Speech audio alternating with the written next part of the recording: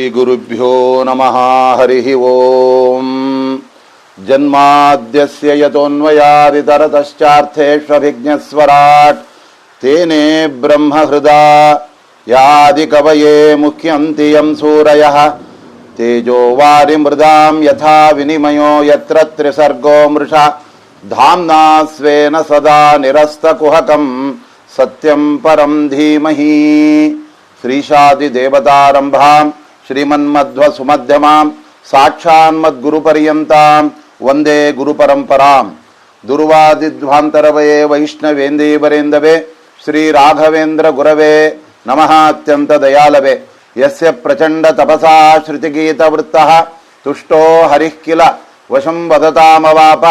ಶ್ರೀಮಧ್ವ ಸನ್ಮತ ಪಯೋನಿಧಿ ಪೂರ್ಣಚಂದ್ರಃ ಶ್ರೀ ವಿಷ್ಣುತೀರ್ಥಮುನಿರಾಟ್ ಮುದಮಾಸನೋತ್. ಅನವದ್ಯ ಆತ್ಮಚಾರಿತ್ರ್ಯಂ ವಾದಿ ಖದ್ಯೋತ ಭಾಸ್ಕರಂ ವಿದ್ಯಾಮಾನ್ಯ ಗುರುಂ ವಂದೇ ವಿದ್ಯಾ ವಿದ್ಯೋತ ಭಾಸ್ವರಂ. ತಪಸ್ವಾಧ್ಯಾಯ ಶುಶ್ರೂಷಾ ಕೃಷ್ಣ ಪೂಜಾರತಂ ಮುನಿಂ ವಿಶ್ವೇಶಮಿಷ್ಟದಂ ವಂದೇ ಪರಿವ್ರಾಟ್ ಚಕ್ರವರ್ತಿನಂ. ಶ್ರೀ ಗುರುಭ್ಯೋ ನಮಃ. ಶ್ರೀ ಸರ್ವ ಗುರುಭ್ಯೋ ನಮಃ. ವೇದವ್ಯಾಸದೇವರು ರಚನೆ ಮಾಡಿದ ಸಕಲ ಪುರಾಣಗಳ ಸಾರಭೂತವಾಗಿರತಕ್ಕಂಥ ಶ್ರೀಮದ್ ಭಾಗವತದಲ್ಲಿ ಸೂತಾಚಾರ್ಯರನ್ನ ಶೌನಕಾದಿಗಳೆಲ್ಲ ಪುರಾಣಗಳನ್ನು ಹೇಳಿ ಸ್ವಾಮಿ, ಅದರಲ್ಲೂ ಭಾಗವತ ಶ್ರೇಷ್ಠವಾದ್ದು ಅಂತ ಹೇಳಿದಾಗ ಆ ಸಮಯದಲ್ಲಿ ಅವರು ಹೇಳ್ತಾ ಇದ್ದಾರೆ, ನನಗೆ ಇದನ್ನು ಉಪದೇಶ ಮಾಡಿದವರೇ ಶುಕಾಚಾರ್ಯರು. ಅವರನ್ನು ನೇರವಾಗಿ ಹೇಳಿದ್ದಲ್ಲ, ಅವರು ಪರೀಕ್ಷಿತನಿಗೆ ಹೇಳಬೇಕಾದರೆ ಆ ಸಂದರ್ಭದಲ್ಲಿ ತತ್ರೋಪವಿಷ್ಟಹಂ ಅಂತ ಹೇಳ್ತಾ ಇದ್ದಾರೆ. ಅಲ್ಲೂ ಥರ್ಡ್ ಪಾರ್ಟಿಯಾಗಿ ನಾನು ಕೂತವನಷ್ಟೇನೆ. ಅಲ್ಲಿ ಪ್ರಧಾನವಾಗಿ ಶುಕಾಚಾರ್ಯರು ಪರೀಕ್ಷಿತನ ಉದ್ಧಾರ ಮಾಡಲಿಕ್ಕೆ ಬಂದಿದ್ದಲ್ಲಿ, ಆದರೆ ಆ ಸಂದರ್ಭದಲ್ಲಿ ಆವಾಗ ನಾನು ಅಲ್ಲಿ ಕುಳಿತು ಇದೆಲ್ಲವನ್ನ ಕೇಳಿದ್ದೇನೆ. ಆ ಸಮಯದಲ್ಲಿ ಆವಾಗ ಶುಕಾಚಾರ್ಯ ಹೇಳ್ತಾರೆ, ಆ ಸಂದರ್ಭದಲ್ಲಿ ಸ್ವಾಮಿ ಕೃಷ್ಣ ಪರಮಾತ್ಮ ಪರಂಧಾಮಕ್ಕೆ ಹೊರಟೋಗ್ಬಿಟ್ಟ, ಅವನಿದ್ರೆ ಧರ್ಮ, ಅವನೇ ಹೊರಟೋದ್ಮೇಲೆ ಈ ಜಗತ್ತಿನಲ್ಲಿ ಕಲಿ ಬಂದ್ಬಿಡ್ತಾನೆ. ಆ ಸಮಯದಲ್ಲಿ ಕಲಿಯನ್ನು ನಿಗ್ರಹ ಮಾಡತಕ್ಕಂಥ ಮಾರ್ಗ ಯಾವುದು ಅಂತ ಕೇಳಿದಾಗ ಅದಕ್ಕೆ ಅವ್ರು ಹೇಳ್ತಾ ಇದ್ದಾರೆ, ಕೃಷ್ಣೇ ಸ್ವಧಾಮ್ನೋಪಗತೆ ಧರ್ಮಜ್ಞಾನಾದಿಭಿಃ ಸಹ ಕಲೋ ನಷ್ಟದೃಶಾಮೇಷಃ ಪುರಾಣಾರ್ಕಃ ಅಧುನೋದಿತಃ ಅಂತ ಹೇಳ್ತಾ ಇದ್ದಾರೆ. ನೋಡಿ, ಕೃಷ್ಣ ಪರಮಾತ್ಮ ಹೊರಟೋಗ್ಬಿಟ್ಟ ಭೂಲೋಕವನ್ನು ಬಿಟ್ಟು ಅಂತ ಯಾರು ನೀವು ಚಿಂತೆ ಮಾಡಬೇಕಾದ ಅವಶ್ಯಕತೆ ಇಲ್ಲ. ಯಾಕೆ ಅಂದರೆ ದೇವರಿದ್ರೆ ಧರ್ಮ ಜ್ಞಾನಗಳು, ಅವನಿಲ್ಲ ಅಂದರೆ ಎಲ್ಲ ಧರ್ಮ, ಎಲ್ಲ ಕಡೆ ಅಜ್ಞಾನ. ಆದರೂ ಕೂಡ ನಾವು ಚಿಂತೆ ಮಾಡಬೇಕಾಗಿಲ್ಲ. ಯಾಕೆ ಅಂದರೆ ಪರಮಾತ್ಮ ತನ್ನ ಒಂದು ರೂಪವನ್ನು ಭಾಗವತದಲ್ಲಿ ಇಟ್ಟೋಗ್ಬಿಟ್ಟಿದ್ದಾರೆ. ಭಾಗವತ ಶ್ರವಣ ಮಾಡಿಬಿಟ್ರೆ ಸಾಕು, ನಮಗೆ ಎಲ್ಲ ಧರ್ಮ ಶ್ರೇಷ್ಠವಾದ ಧರ್ಮ. ಅದರಿಂದ ನಮಗೆ ಜ್ಞಾನ. ಅದಕ್ಕೋಸ್ಕರವಾಗಿ ಈ ಭಾಗವತವೆಂಬ ಸೂರ್ಯನ ಉದಯ ಆದ ಮೇಲೆ ಈ ಎಲ್ಲ ಅಜ್ಞಾನದ ಕಗ್ಗತ್ತಲೆ, ಅದೇ ತರ ಅಧರ್ಮದ ಕಗ್ಗತ್ತಲೆ ಅದು ಹೇಳೆ ಹೆಸರಲ್ಲಿ ಓಡೋಗ್ಬಿಡತ್ತೆ. ಆದ್ರಿಂದ ಇಷ್ಟು ಹಿರಿಮೆಯನ್ನ ಯಾವ ಪುರಾಣಕ್ಕೂ ಕೂಡ ಹೇಳಿಲ್ಲ. ಆದ್ರಿಂದ ನಾನು ಕೂಡ ಆ ಸಂದರ್ಭದಲ್ಲಿ ಆ ಪುರಾಣವನ್ನು ಕೇಳೋದಕ್ಕೋಸ್ಕರ ಅಲ್ಲಿ ಹೋಗಿದ್ದೆ. ಅಹಂಚ ಅಧ್ಯಗಮಂ ತತ್ರ ನಿವಿಷ್ಟ ತದನುಗ್ರಹ. ಕೇವಲ ಪುರಾಣ ಕೇಳ್ತೇನೆ ಅಂತ ಹೋದರೆ ಪ್ರಯೋಗ ಇಲ್ಲ, ಗುರುಗಳ ಅನುಗ್ರಹ ಇರಬೇಕಂತ. ಆದ್ರಿಂದ ಸೂತಾಚಾರ್ಯರು ಇವರಿಗೆ ಆ ವಿಶೇಷವಾದ ಶುಕಾಚಾರ್ಯ ಅನುಗ್ರಹ. ನೋಡಪ್ಪ, ನಾನು ಒಂದೇ ಭಾಗವತ ಸಪ್ತಾಹ, ನೆಕ್ಸ್ಟ್ ನಾನು ಮಾಡೋದಿಲ್ಲ ಅಂತ ಹೇಳ್ಬಿಟ್ಟಿದ.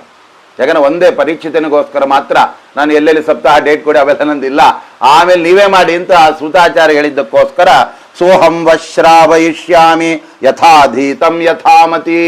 ಅವರ ಅನುಗ್ರಹದಿಂದ ನಾನು ಎಷ್ಟು ಕೇಳಿದ್ದೇನೆ ಅದನ್ನು ನನಗೆ ತಿಳಿದಷ್ಟು ನಿಮಗೆ ನಾನು ಹೇಳ್ತೇನೆ. ಅಂದ್ರೆ ಎಲ್ಲೂ ಕೂಡ ಅಹಂಕಾರದ ನುಡಿಗಳಿಲ್ಲ. ಪರಮಾತ್ಮನ ಮಹಿಮೆ ಏನು ಎಲ್ಲ ಹೇಳ್ಬಿಡ್ತೇನೆ ಅಂತ ಹೇಳಿಕ್ಕಿಲ್ಲ, ಎಲ್ಲ ಹೇಳಿಕ್ಕೆ ನಮಗೆಲ್ಲಿ ಶಕ್ತಿ ಇದೆ. ಆದ್ದರಿಂದ ಇಷ್ಟು ಅವರು ಹೇಳ್ತಾ ಇದ್ದಾರೆ.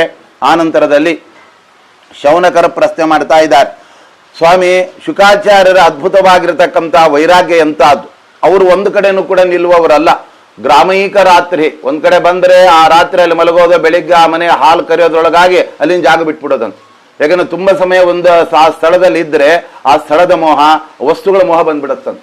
ಹಾಗಾಗಿ ಹಸು ಚೆನ್ನಾಗಿತ್ತು ಅಂದ್ರೆ ಹಸು ಚೆನ್ನಾಗಿದೆ ಅಲ್ರಿ, ಚೆನ್ನಾಗಿ ಹಾಲು ಕೊಡತ್ತೆ, ನಮ್ಮ ಆಶ್ರಮಕ್ಕೆ ಕಳಿಸಿ ಬುದ್ಧಿ ಬಂದ್ಬಿಟ್ರೆ. ಯಾಕೆ ಅಂದರೆ ವಿಶ್ವಾಮಿತ್ರರಿಗೆ ಹಾಗೆ ಬಂದಿದ್ದು. ಅವರು ವಸಿಷ್ಠರ ಹತ್ರ ಹೋದರು, ಎಲ್ಲ ಆತಿಥ್ಯ ಸ್ವೀಕಾರ ಮಾಡಿದರು. ಆ ಕಾಮಧೇನುವಿನಿಂದ ಎಲ್ಲ ಬರ್ತಕ್ಕಂಥದ್ದು ನೋಡಿ ನಮಗೆ ಕೊಡಿ ಅಂತ ಹಠ ಹಿಡಿದ್ಬಿಟ್ಟು ಕೊನೆ ಜಗಳ, ಯುದ್ಧ. ಕೊನೆಗೆ ಅದಕ್ಕೆ ನಮಗೆಲ್ಲ ಅಂಥದ್ದು ಬೇಡ. ಯಾಕೆ ಅಂದರೆ ಅಲ್ಲಿ ಮೋಹ ಬರೋದ್ರಡೆ ಅಲ್ಲಿಂದ ಜಾಗ ಬಿಟ್ಬಿಡ್ಬೇಕು ಅಂತ ಹೊರಟೋಗವ್ರವ್ರು. ಹಾಗೆ ಅವ್ರು ಹೊರಡ್ತಕ್ಕಂಥವ್ರಾದ್ದರಿಂದ ಅದು ತಸ್ಯ ಪುತ್ರೋ ಮಹಾಯೋಗಿ ಸಮದೃಂಗ್ ನಿರ್ವಿಕಲ್ಪಕಃ ಏಕಾಂತಮತಿ ಉನ್ನಿದ್ರಃ ಗೂಢೋ ಮೂಢೈವೇಯತೆ. ಅವ್ರು ಹೇಗೆ ಅಂದರೆ ಒಳ್ಳೆ ಪೆದ್ದನಂತೆ ಓಡಾಡ್ತಾ ಇರ್ಬೇಕು, ಜ್ಞಾನಿಗಳಂತೆ ಅವ್ರು ಅಲ್ವೇ. ಯಾಕೆ ಅಂದರೆ ತಮ್ಮ ಸ್ವರೂಪವನ್ನ ಯಾರಿಗೆ ಬೇಕೋ ಅವರಿಗೆ ಮಾತ್ರ ಅವರು ಪ್ರಕಟ ಮಾಡ್ತಾ ಇದ್ರೆ ಹೊರತು ಎಲ್ಲರ ಎದುರುಗಡೆ ನಿಮ್ ಭಾಗವತ ಗೊತ್ತಾ, ಸುಧಾ ಗೊತ್ತಾ ಅಂತೆಲ್ಲ ಕೇಳೋದಲ್ಲ.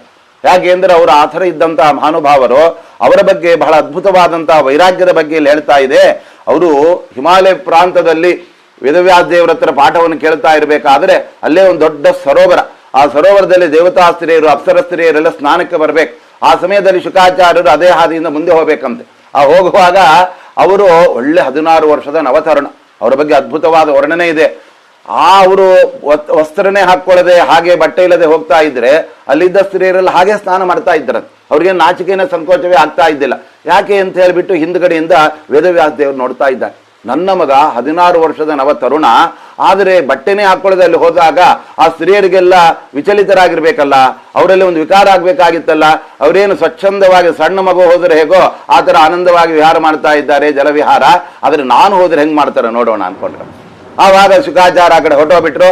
ಅದೇ ಮಾರ್ಗದಿಂದ ವೇದವ್ಯಾಸ ದೇವರು ಬಂದ್ರು. ವೇದವ್ಯಾಸ ದೇವರು ಬರ್ಬೇಕಾದ್ರೆ ಅಲ್ಲಿಂದ ಅವರನ್ನು ನೋಡಿ ಒಬ್ಬ ಹೆಣ್ಮಗಳು ಎದ್ದೇಳಿ ಬೇಗ ಬಟ್ಟೆ ಹಾಕೊಳ್ಳೆ, ವೇದವ್ಯಾಸ ದೇವರು ಬರ್ತಾ ಇದ್ದಾರೆ ಅಂತ ಹೇಳಿಬಿಟ್ರ. ಎಲ್ಲ ಬಡ ಹಾಕೊಂಡು ಹಿಂಗೆ ನಿಂತ್ಕೊಂಡ್ಬಿಟ್ರ. ವೇದವ್ಯಾಸ ದೇವರು ಬಂದ್ರು, ಏನ್ ನೀವು ಮಾಡ್ತಾ ಇರೋದು? ನನ್ನ ಮಗ ಯುವಕ, ಒಳ್ಳೆ ಯೌವನದಲ್ಲಿರುವವ, ಪರಮ ಸುಂದರ, ಅವನು ಬಂದ್ರೆ ನೀವೇನು ಬದಲಾವಣೆನೇ ಆಗಲಿಲ್ಲ. ಆದ್ರೆ ನಾನು ಮಾತ್ರ 600 ವರ್ಷದ ಮುದುಕನ, ಹಣ್ಣಣ್ಣ ಮುದುಕ. ವ್ಯಾಸಃ 600 ವರ್ಷೀಯ ಧೃತರಾಷ್ಟ್ರ ಮಜೀಜನತು ಅಂತ ಹೇಳುತ್ತೆ. ಅವರಿಗೆ ಧೃತರಾಷ್ಟ್ರ ಹುಟ್ಟಬೇಕಾದ್ರೆ 600 ವರ್ಷ ಆಗಿದೆ. ಅಂತ ಹಣ್ಣಣ್ಣು ಮುದುಕ, ಕೋಲೊಂದು ಹಿಡಿದಿಲ್ಲ, ಕರ್ಣಕ್ಕೆ ಹಾಕಿಲ್ಲ ಅಷ್ಟೇ. ನನ್ನನ್ನು ಕಂಡು ನೀವು ಯಾಕೆ ಈ ತರ ವಿಚಲಿತರಾಗ್ತಾ ಇದ್ದೀರಿ ಅಂದ್ರೆ ಅದಕ್ಕೆ ಆ ಹೆಣ್ಣು ಮಕ್ಕಳು ಹೇಳಿದರಂತೆ, ಸ್ತ್ರೀ ಪುಂಭಿದಾನತು ಸುತಸ್ಯ ವಿವಿಕ್ತ ದೃಷ್ಟೇ ಅಂತ ಹೇಳಿಬಿಟ್ರಂತೆ. ನಿಮಗೆ ಹೆಣ್ಯಾರು ಗಂಡ್ಯಾರು ಅಂತ ಆದ್ರೂ ಗೊತ್ತಿದೆ, ನಿಮ್ಮ ಮಗನಿಗೆ ಅದು ಗೊತ್ತಿಲ್ಲ, ಅದಕ್ಕೆ ನಾವು ಆ ಥರ ಇದ್ದೇವೆ. ಏನು ಶುಕಾಚಾರ ವೈರಾಗ್ಯ ಅಂದ್ರೆ ಅವರನ್ನು ಕಂಡ್ರೆ ಸ್ತ್ರೀಯರಿಗೂ ವಿಕಾರ ಬರ್ತಾ ಇದ್ದಾರೆ. ಅದು ಅವರ ಅದ್ಭುತವಾದಂತಹ ವ್ಯಕ್ತಿತ್ವ ಅಂತ ಔತ್ತರೆಯ ಪಾಠದಲ್ಲಿ ಈ ಶ್ಲೋಕ ಇದೆ. ನಮ್ಮ ದಾಕ್ಷಿಣಾತ್ಯ ಪಾಠದಲ್ಲಿ, ವಿಜಯಧ್ವಜಯ ಪಾಠದಲ್ಲಿ ಈ ಶ್ಲೋಕ ಇಲ್ಲ. ಆದರೂ ಶುಕಾಚಾರ್ಯರು ಹಿರಿಮೆ ಹೇಳೋದಕ್ಕೆ ಇದು ಒಂದು ಮಾತು ನಮಗೆ ಸಾಕು ಅಂತ. ಅಂತಹ ಅವರು ಮುಂದೆ ಭಗವಂತನ ಭಕ್ತರಾದ ಪರೀಕ್ಷಿತರಾಜರಿಗೆ ಯಾವ ರೀತಿ ವೈರಾಗ್ಯ ಬಂತು ಅನ್ನತಕ್ಕಂಥದ್ದನ್ನು ಅವರು ಹೇಳ್ತಾ ಇದ್ದಾರೆ ನೋಡಿ. ಶಿವಾಯ ಲೋಕಸ್ಯ ಭವಾಯ ಭೂತಯೇ ಯೌತ್ತಮ ಶ್ಲೋಕ ಪರಾಯಣ ಜನ. ಚಕ್ರವರ್ತಿಗಳಾದಂತಹ ಪರೀಕ್ಷಿತರಾಜರು ಲೋಕ ಕಲ್ಯಾಣಕ್ಕೋಸ್ಕರವೇ ಅವರೆಲ್ಲ ಕಾರ್ಯಗಳು, ಅವರ ಸ್ವಾರ್ಥಕ್ಕೇನು ಕೂಡ ಇಲ್ಲ ಅಂತ ಅವರು ಇದ್ದಕ್ಕಿದ್ದಂತೆ ಎಲ್ಲ ರಾಜ್ಯ ಬಿಟ್ಟು ಗಂಗಾ ನದಿಗೆ ಬಂದು ವೈರಾಗ್ಯದಿಂದ ಭಾಗವತ್ ಕೇಳಬೇಕು ಅಂತ ಯಾಕೆ ಬುದ್ಧಿ ಬಂತು? ಯಾರಾದರೂ ಅವ್ರ ಮೇಲೆ ಆಕ್ರಮಣ ಮಾಡಿ ರಾಜ್ಯವನ್ನು ಕಸಿದುಕೊಂಡ್ರ, ಅಥವಾ ಅವ್ರಿಗೆ ಮಾನಗಳು ಅಂದರೆ ಅವ್ರಿಗೇನಾದರೂ ಅಪಮಾನ ಆಯ್ತಾ? ಏನಂತಹ ಪ್ರಾಣತ್ಯಾಗ ಮಾಡತಕ್ಕಂತಹ ಪರಿಸ್ಥಿತಿ ಯಾಕೆ ಬಂತು ಅಂತ ಕೇಳಿದಾಗ ಆ ಸಮಯದಲ್ಲಿ ಅವ್ರು ಹೇಳ್ತಾ ಇದ್ದಾರೆ, ಬೇರೆ ಏನು ಕಾರಣವಲ್ಲ, ಅವರಿಗೆ ಋಷಿಗಳ ಶಾಪ. ಋಷಿಶಾಪದಿಂದಾಗಿ ವಿರಕ್ತನಾದಂತಹ ಪರೀಕ್ಷಿತರಾಜ ಗಂಗಾ ತೀರಕ್ಕೆ ಬಂದ. ಆ ಸಮಯದಲ್ಲಿ ಆತನಿಗೆ ಶುಕಾಚಾರ್ಯರ ಮೂಲಕ ಭಾಗವತದ ಉಪದೇಶ ಆಯಿತು ಅಂತ ಅಲ್ಲಿ ಹೇಳ್ತಾ ಇದ್ದಾರೆ. ಆ ಸಮಯದಲ್ಲಿ ಶುಕಾಚಾರ್ಯ ಹೇಳ್ತಾ ಇದ್ದಾರೆ, ಅವರು ಯಾವ ತರ ಭಾಗವತವನ್ನು ಕೇಳಿದರು ಎಂಬುದನ್ನು ಸೂತಾಚಾರ್ಯರ ಹತ್ರ. ದ್ವಾಪರೇ ಸಮನುಪ್ರಾಪ್ತೆ ತೃತೀಯೇ ಯುಗ ಪರ್ಯಯೇ ಜಾತ ಪರಾಶರಾದ್ಯೋಗಿ ವಾಸವ್ಯಾಂ ಕಲಯಾ ಹರೇಹೇ. ಈ ದ್ವಾಪರಾಂತ್ಯದಲ್ಲಿ, ದ್ವಾಪರದ ಕೊನೆಯಲ್ಲಿ ವೇದವ್ಯಾಸ ದೇವರಿಂದ ಅವರು ಅವತಾರ ಮಾಡಿದರು ಅಂತ ಹೇಳ್ತಾ ಇದ್ದಾರೆ. ಆ ಸಮಯದಲ್ಲಿ ವೇದವ್ಯಾಸ ದೇವರ ಮಕ್ಕಳಾಗಿ ಶುಕಾಚಾರ್ಯರು ಬಂದು ಅವರಲ್ಲೇ ಎಲ್ಲ ಇತಿಹಾಸ ಪುರಾಣಗಳ ಸಾರವಾಗಿರತಕ್ಕಂತಹ ಭಾಗವತವನ್ನು ಕೇಳಿದರು. ಆನಂತರದಲ್ಲಿ ನಮ್ಮ ತಂದೆಯು ಕೂಡ ರೋಮಹರ್ಷಣರು ವೇದವ್ಯಾಸ ದೇವರ ಮಕ್ಕಳು, ಅವರೇ ಎಲ್ಲ ಕಡೆ ಪುರಾಣವನ್ನು ಹೇಳ್ತಾ ಇದ್ರು. ಒಮ್ಮೆ ಏನಾಯ್ತು, ಅಲ್ಲಿ ಬಲರಾಮ ದೇವರು ಬಂದು ಅವರನ್ನ ಸಾಯಿಸ್ಬಿಟ್ರಂತೆ, ಯಾರು ರೋಮಹರ್ಷಣರನ್ನು. ಅದೇನಾಯ್ತು, ಎಲ್ಲ ಕೌರವ ಪಾಂಡವರಿಗೆ ಯುದ್ಧ ಘೋಷಣೆ ಆಯ್ತು. ಯುದ್ಧ ಘೋಷಣೆ ಆದ್ಮೇಲೆ ಬಲರಾಮ ದೇವರು ಎಲ್ಲಿ ಸೇರ್ಬೇಕು ಅಂತ ಯೋಚನೆ ಮಾಡಿದ್ರು. ಕೃಷ್ಣನ ಕಡೆ ಸೇರ್ಕೊಂಡ್ರೆ ದುರ್ಯೋಧನ ಸಿಟ್ಟು ಬರುತ್ತೆ, ಯಾಕಂದ್ರೆ ದುರ್ಯೋಧನ ಅವ್ರ ಶಿಷ್ಯ. ದುರ್ಯೋಧನ ಕಡೆ ಹೋದರೆ ತಮ್ಮನಿಗೆ ಬೇಸರ ಆಗತ್ತೆ ಕೃಷ್ಣನಿಗೆ. ಅದಕ್ಕೇನೋ ಇಬ್ರು ತಂಟೆ ಬೇಡ ಅಂತ ಯಾತ್ರೆ ಕೊಟ್ಟೋಗ್ಬಿಟ್ರು. ಎಲ್ಲೆಲ್ಲೋ ಯಾತ್ರೆಗೆ ಹೋಗಿ ಇದೇ ತರ ಅವರಲ್ಲಿಗೆ ಬಂದರು. ಅಲ್ಲಿ ರೋಮಹರ್ಷಣರು ಪುರಾಣ ಪ್ರವಚನ ಮಾಡ್ತಾ ಇದ್ರು. ಆ ಸಮಯದಲ್ಲಿ ಅವರು ಸ್ವಲ್ಪ ಆದರ ಮಾಡಲಿಲ್ಲ ಅಂತ ಸಿಟ್ಟಿಗೆದ್ದು ರೋಮಹರ್ಷಣರನ್ನ ನೇಗಿಲಿಂದ ಹೊಡೆದು ಅಲ್ಲೇ ಸಾಯಿಸಾಕ್ಬಿಟ್ರು. ಪುರಾಣ ಹೇಳೋರೆ ಕೊಲೆ ಕಗ್ಗೊಲೆ ಆಗೋಗ್ಬಿಟ್ರು. ಎಲ್ಲ ಋಷಿಗಳು ಗಾಬರಿ ಆಗ್ಬಿಟ್ರೆ, ಶೌನಕಾದಿಗಳು. ಆ ಸಮಯದಲ್ಲಿ ಅವ್ರು ಕೇಳ್ತಾರೆ, ಏನ್ರಿ ನೀವು ಕೃಷ್ಣನ ಅಣ್ಣ ಅಂತ ನಿಮ್ಮನ್ನ ನಾವು ಕರೆದು ಆದರ ಮಾಡಿದರೆ ಪುರಾಣ ಹೇಳಿ ಸಾಯಿಸ್ಬಿಟ್ರಲ್ಲ ನೀವು ಅಂದ್ರೆ, ಇಲ್ಲ ಏನೋ ವ್ಯತ್ಯಾಸ ಆಗಿದೆ. ಆದ್ರೆ ಅವರ ಮಗ ಸೂತಾಚಾರ್ಯ ಇದ್ದಾರೆ, ಅವರಿಗೆಲ್ಲ ಅವರ ಶಕ್ತಿ ಬರಲಿ, ಅವರು ಹಂಗೆ ರೋಮಾಂಚನ ಬರೋ ಥರ ನಿಮಗೆಲ್ಲ ಪ್ರವಚನ ಮಾಡ್ತಾರೆ, ಇನ್ಮೇಲೆ ಅವ್ರ ಮಕ್ಕಳೇ ನಿಮ್ಗೆ ಗುರುಗಳು ಅಂದ್ಬಿಟ್ರು. ಅಂತಹ ಸೂತಾಚಾರ್ಯರು ಅವರು ಪುರಾಣವನ್ನ ಪ್ರವಚನ ಮಾಡಲಿಕ್ಕೆ ಶುರು ಮಾಡ್ತಾ ಇದ್ದಾರೆ. ಆ ಸಂದರ್ಭದಲ್ಲಿ ಅವ್ರು ಹೇಳ್ತಾ ಇದ್ದಾರೆ, ಪರಮಾತ್ಮ ಯಾವ ರೀತಿಯಾಗಿರ್ತಕ್ಕಂತಹ ಪರೀಕ್ಷಿತನಿಗೆ ಅನುಗ್ರಹ ಮಾಡಿದ ಅನ್ನೋದನ್ನ ಅವ್ರು ಹೇಳಬೇಕಾದ್ರೆ ಅವರು ಹೇಳ್ತಾ ಇದ್ದಾರೆ, ನಿರ್ಗತೆ ನಾರದೇ ಭಗವಾನ್ ಬಾದರಾಯಣ ಅಂತ ಹೇಳ್ಬಿಟ್ಟು. ಹೇಗೆ ಪುರಾಣ ರಚನೆ ಆಯಿತು ವೇದವ್ಯಾಸ ದೇವರಿಂದ? ವೇದವ್ಯಾಸ ದೇವರು 17 ಪುರಾಣ ರಚನೆ ಮಾಡೇ ಆಗಿದೆ. ಮಹಾಭಾರತ ರಚನೆ ಆಗಿದೆ, ಬ್ರಹ್ಮಸೂತ್ರವನ್ನು ರಚನೆ ಮಾಡಿ ಆಗಿದೆ, ಇನ್ನೊಂದು ರಚನೆ ಮಾಡಬೇಕು ಅಂತ ಅವರ ಸಂಕಲ್ಪ ಇದೆ. ಯಾರಾದರೂ ಕೇಳಿದ್ರೆ ಮಾಡ್ತೇನೆ ಅಂತ ಕೂತಿದ್ದಾರೆ. ಕೇಳದೆ ಸುಮ್ಮನೆ ಮಾಡಬಾರ್ದು ಅಂತ ನಾ ಪೃಷ್ಟ ಕಶ್ಚನ ಅಂತ. ಆವಾಗ ನಾರದರು ಬಂದ್ಬಿಟ್ಟು, ನಾರದರು ವೇದವ್ಯಾಸ ದೇವರ ಹತ್ರ ಪ್ರಾರ್ಥನೆ ಮಾಡ್ಲಿಕ್ಕೆ ಬಂದಿದ್ದಾರೆ. ಯಾಕೆ ಅಂದರೆ ಆ ನಾರದರಿಗೆ ಅವರಪ್ಪ ಬ್ರಹ್ಮದೇವರೆಲ್ಲ ಹೇಳ್ಬಿಟ್ಟಿದ್ದಾರೆ. ಆ ಬ್ರಹ್ಮದೇವರಿಗೆ ಆ ಚತುರ್ಭುಜನಾದ ನಾರಾಯಣನೇ ಚತುಶ್ಲೋಕಿ ಮೂಲಕ ಭಾಗವತ ಹೇಳಿರ್ತಕ್ಕಂಥದ್ದು. ಅವರು ಬ್ರಹ್ಮದೇವರಿಂದ ತಗೊಂಡು ಬ್ರಹ್ಮದೇವರ ನಾರದರಿಂದ ಪಡ್ಕೊಂಡು ಅವರು ಅದೆಲ್ಲಾಗಿದೆ. ಬ್ರಹ್ಮದೇವರ ಉಪದೇಶವನ್ನು ಪಡೆದ ನಾರದರು ಆ ಸರಸ್ವತಿ ನದಿ ತೀರದಲ್ಲಿರುವ ವೇದವ್ಯಾಸ ದೇವರ ಹತ್ರ ಬರ್ತಾರೆ. ಬಂದುಬಿಟ್ಟು ಪ್ರಾರ್ಥನೆ ಮಾಡ್ತಾರೆ, ಸ್ವಾಮಿ ನೀವು ಧರ್ಮ ಅರ್ಥ ಕಾಮ ಮೋಕ್ಷಗಳನ್ನೆಲ್ಲ ಚೆನ್ನಾಗಿ ಮಹಾಭಾರತದಲ್ಲಿ ಹೇಳಿದ್ದೀರಾ. ಮುನಿವರ್ಯಾನುವರ್ಣಿತಾ ನತಥಾ ವಾಸುದೇವಸ್ಯ ಮಹಿಮಾಖ್ಯ ಅನುವರ್ಣಿತ. ಮಹಾಭಾರತದಲ್ಲಿ ಎಲ್ಲ ಹೇಳಿದ್ದೀರಾ, ಕೃಷ್ಣನ ಕಥೆನೂ ಹೇಳಿದ್ದೀರಾ, ಆದರೆ ಕೃಷ್ಣನ ಬಾಲ್ಯಲೀಲೆ ಬಿಟ್ಬಿಟ್ಟಿದ್ದೀರಲ್ರಿ. ಅಲ್ಲೆಲ್ಲ ಕೃಷ್ಣ ಬರೋದೇ ಆ ಪರಮಾತ್ಮ ಯಾವಾಗ ಪ್ರವೇಶ ಒಂದು ಅಂತ ಹೇಳಿದರೆ ಅಲ್ಲಿ ಪಾಂಡವರು ದ್ರೌಪದಿ ಸ್ವಯಂವರದ ಪ್ರಸಂಗದಲ್ಲಿ ಕೃಷ್ಣನ ಪ್ರಥಮ ಭೇಟಿ ಆಗತ್ತೆ. ಅಂದರೆ ಆವಾಗ ಒಂದು 25 ವರ್ಷ ಆಗ್ಬಿಟ್ಟಿದೆ ಕೃಷ್ಣನ. ಅದಕ್ಕಿಂತ ಮುಂಚೆ ಏನು ಕೂಡ ಕೃಷ್ಣನ ಉಲ್ಲೇಖ ಇಲ್ಲ. ಹಾಗಿರುವಾಗ ಕೃಷ್ಣನ ಬಗ್ಗೆ ಒಂದು ದೊಡ್ಡ ಗ್ರಂಥ ರಚನೆ ಮಾಡಿ ಅಂತ ನಾರದರು ಕೇಳಿದಾಗ ತಕ್ಷಣದಲ್ಲಿ ಆವಾಗ ಅವರು ಒಪ್ಕೊಂಡ್ಬಿಡ್ತಾರೆ. ಆ ಸಮಯದಲ್ಲಿ ವೇದವ್ಯಾಸ ದೇವರು ತಮಗೇನು ಗೊತ್ತಿಲ್ಲ, ನಾರದರು ಹೇಳಿದ್ರಿಂದ ಗೊತ್ತಾಯಿತು ಅನ್ನೋ ನಾಟಕ ಮಾಡಿಬಿಟ್ಟಿದ್ದಾರೆ. ಆದರೂ ಕೂಡ ಸರ್ವಜ್ಞರಾದ ವೇದವ್ಯಾಸ ದೇವರು ನಾರದರಿಗೆ ಕೀರ್ತಿ ಕೊಡಬೇಕು ಅಂತ ಆ ರೀತಿಯಾಗಿ ನಡ್ಕೊಂಡಿದ್ದಾರೆ. ಆ ಸಂದರ್ಭದಲ್ಲಿ ನಾರದರ ಪ್ರಾರ್ಥನೆ ಮೇರೆಗೆ ಸಸಂಹಿತಾಂ ಭಾಗವತೀಂ ಕೃತ್ವ ಅನುಕ್ರಮ್ಯ ಚಾತ್ಮಜಂ ಶುಕಂ ಅಧ್ಯಾಪಯಾಮಾಸ ನಿವೃತ್ತಿ ನಿರತಂ ಮುನಿಂ. ಆಮೇಲೆ ಅದನ್ನೆಲ್ಲ ರಚನೆ ಮಾಡಿಬಿಟ್ಟಿದ್ದಾರೆ ವೇದವ್ಯಾಸ ದೇವರು. ಆವಾಗ ಅವರ ತಲೆಯಲ್ಲೇ ರಚನೆ ಆಗ್ಬಿಟ್ಟಿದೆ. ತಲೆಯಲ್ಲೇ ರಚನೆ ಆಗಿದೆ, ಆದರೆ ಅದನ್ನು ಹೊರಗಡೆ ಹಾಕೋದಕ್ಕೆ ಒಬ್ಬ ಶ್ರೋತೃ ಬೇಕಲ್ಲ. ಆ ಸಮಯದಲ್ಲೇ ಸ್ವಯಂ ರುದ್ರಾಂಶ ಸಂಭೂತರಾದ ಶುಕಾಚಾರ್ಯ ಅಲ್ಲಿಗೆ ಬಂದಿದ್ದಾರೆ. ಆದರೆ ಶುಕಾಚಾರ್ಯರಿಗೆ ಸಾಕ್ಷಾತ್ತಾಗಿ ವೇದವ್ಯಾಸ ದೇವರಿಂದ ಪ್ರವಚನ ಕೇಳಲಿಕ್ಕೆ ಅವರಿಗೆ ಅಂತಹ ಸಾಮರ್ಥ್ಯ ಇಲ್ಲ. ಯಾಕಂದ್ರೆ ಭಗವಂತನಿಂದ ಬರುವ ಜ್ಞಾನದ ಆ ಕಿರಣಗಳನ್ನು ಗ್ರಹಿಸಬೇಕು ಅಂದರೆ ಅವರಲ್ಲಿ ವಾಯುದೇವರ ಒಂದು ಸನ್ನಿಧಾನ ಬರಬೇಕು. ಅದಕ್ಕೆ ಅರ್ಜುನನಿಗೆ ಕೃಷ್ಣ ಉಪದೇಶ ಮಾಡುವಾಗ ಮೇಲ್ಗಡೆ ಮತ್ತೆ ಮತ್ತೆ ನೋಡಿ ಉಪದೇಶ ಮಾಡ್ತಾ ಇದ್ದಾನೆ. ಎಲ್ಲಿ ಧ್ವಜದ ಮೇಲೆ ಇರತಕ್ಕಂತಹ ಪ್ರಾಣದೇವರನ್ನು. ಅರ್ಜುನನಿಗೆ ಆಶ್ಚರ್ಯ ಆಯ್ತು, ನಾನು ಕೆಳಗೆ ಕೂತಿದ್ದೀನಿ, ಕೃಷ್ಣ ನೋಡಿ ಮೇಲ್ ನೋಡಿ ಹೇಳ್ತಾ ಇದ್ದಾನಲ್ಲ. ಯಾಕೆ ಅಂದರೆ ಆ ವಾಯುದೇವರನ್ನ ಪ್ರಧಾನವಾಗಿ ತನ್ನ ಶಿಷ್ಯನನ್ನಾಗಿ ಮಾಡಿಕೊಂಡು ಅವ್ರ ದ್ವಾರ ಇವರಿಗೆ ಬರಲಿ ಅಂತ. ಅದೇ ತರ ಇಲ್ಲಿ ಶುಕಾಚಾರ್ಯರ ಒಳಗಡೆ ಸಾಕ್ಷಾತ್ ವಾಯುದೇವರೇ ಬಂದು ಸನ್ನಿಹಿತರಾದಾಗ ಅವರಿಗೆ ಅದೆಲ್ಲವನ್ನು ಕೇಳತಕ್ಕಂತಹ ಭಾಗ್ಯ ಬಂದಿದೆ.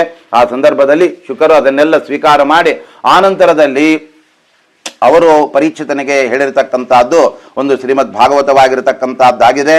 ಅಷ್ಟು ಮಾತ್ರವಲ್ಲ, ಭಾಗವತ ಎಲ್ಲಿಂದ ಶುರುವಾಗತ್ತೆ ಅಂತ ಹೇಳಿಬಿಟ್ರೆ, ಯಾವಾಗ ದುರ್ಯೋಧನ ಭೀಮಸೇನ ದೇವರ ಗದೆಯಿಂದ ಹೊಡೆಸ್ಕೊಂಡು ತೊಡೆ ಮುರಿದುಕೊಂಡು ರಣಾಂಗಣದಲ್ಲಿ ಬಿದ್ದಿರ್ತಾನೆ, ಆ ದುರ್ಯೋಧನ ಸತ್ತ ಅಂದಮೇಲೆ ಕೃಷ್ಣನ ಕಥೆ ಆರಂಭ ಆಗತ್ತಂತೆ.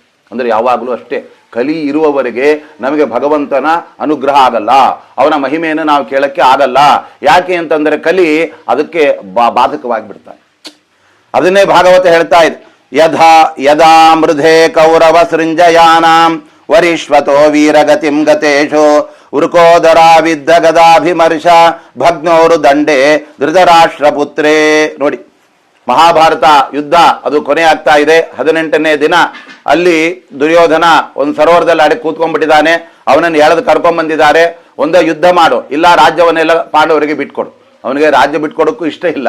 ಭೀಮಸೇನ ಕಡೆ ಎದುರುಗಡೆ ನಿಂತರೆ ಸಾಯ್ತೀನಿ ಅನ್ನೋ ಭಯ, ಒಳಗೆ ಕೂತ್ಬಿಟ್ಟಿದ್ದಾನೆ. ಎಳೆದು ಎರಗಡೆ ತಂದಾಗ ಆ ಸಂದರ್ಭದಲ್ಲಿ ಭೀಮಸೇನ ದೇವರು ಉರ್ಕೋದರಾವಿದ್ದ ಗದ, ಅವರ ಕೈಯಲ್ಲಿ ಭಾರಿ ಗದೆ, ಆ ಗದೆ ಅಂತ ಹೇಳಿಬಿಟ್ರೆ ಅದರಿಂದ ಹೊಡೆದೊಡ್ರೆ ಅವನ ಒಳ್ಳೆ ಕಬ್ಬಿಣದ ಒಂದು ತೊಲೆಗಳಿದ್ದಂತ ಅವನ ತೊಡೆ ಮುರಿದೋಗ್ಬಿಟ್ಟಿದೆ ಅದು. ಆವಾಗ ಭಗ್ನೋರು ದಂಡೆ, ಅವನ ತೊಡೆ ಪುಡಿ ಪುಡಿಯಾಗಿ ಕೆಳಗಡೆ ಬಿದ್ದು ಕೂಡಲೇ ಆ ಸಂದರ್ಭದಲ್ಲಿ ಆವಾಗ ಅವನ ಸಾವಿನ ನಂತರದಲ್ಲಿ ಮುಂದೆ ಭಾಗವತ ಕೃಷ್ಣನ ಕಥೆ ಆರಂಭ ಆಗಲಿಕ್ಕೆ ಅವಕಾಶವಾಗುತ್ತೆ.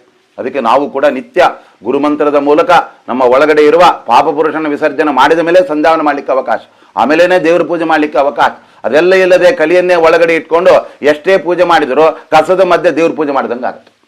ಕಸ ಬಳದ ಮೇಲೆ ತಾನು ಸ್ವಚ್ಛ ಮಾಡಿ ಒರೆಸಿ ಆಮೇಲೆ ಅಲ್ಲಿ ಮಂಡಲ ಮಾಡಿದರೆ ದೇವತಾ ಸನ್ನಿಧಾನ, ಆಮೇಲೆ ಭಗವಂತನ ಪೂಜಿಸಿ ಶುರು ಮಾಡ್ತಾರೆ. ಅದರಂತೆ ನಮ್ಮ ದೇಹದ ಒಳಗಡೆ ಆ ಕಲಿ ಅನೇಕ ತನ್ನ ಪರಿವಾರ ದೈತ್ಯರ ಜೊತೆಗೆ ಒಳಗಡೆ ಬಂದು ಕೂತ್ಕೊಂಡ್ಬಿಟ್ಟಿರ್ತಾನೆ. ಅವನು ಇವತ್ತು ನಾಶ ಮಾಡಿದ್ರೆ ಮತ್ತೆ ಬೆಳಿಗ್ಗೆ ಬರ್ತಾನೆ ನಾಳೆ. ಯಾಕಂದ್ರೆ ಬ್ರಹ್ಮದೇವರು ಹೊರ ಅವನಿಗೆ, ನೀನು ಎಷ್ಟು ಸರಿ ಸತ್ತರ 8 ಸರಿ ಹುಟ್ಟು ಅಂತ ಹೇಳ್ಬಿಟ್ಟಿದ್ದಾರೆ ಬ್ರಹ್ಮದೇವ್. ಹಾಗಾಗಿ ಅವನನ್ನು ನಾವು ಗುರುಮಂತ್ರದ ಮೂಲಕ ಹೊರಗಡೆ ಸಾಯಿಸಿ ಅವನನ್ನು ಬ್ರಹ್ಮರದಿಂದ ಹೊರಗೆ ಹಾಕಿಬಿಟ್ರೆ ಬೂದಿ ಸಹಿತವಾಗಿ, ಆವಾಗ ಓಂ ಕ್ಲೀಂ ಕೃಷ್ಣಾಯ ನಮಃ ಅಂತ ಕೃಷ್ಣ ಮಂತ್ರ ಜಪ ಮಾಡ್ಲಿಕ್ಕೆ ಸಾಧ್ಯ ಆಗುತ್ತೆ. ಅದನ್ನೇ ಭಾಗವತ ಹೇಳ್ತಾ ಇದೆ.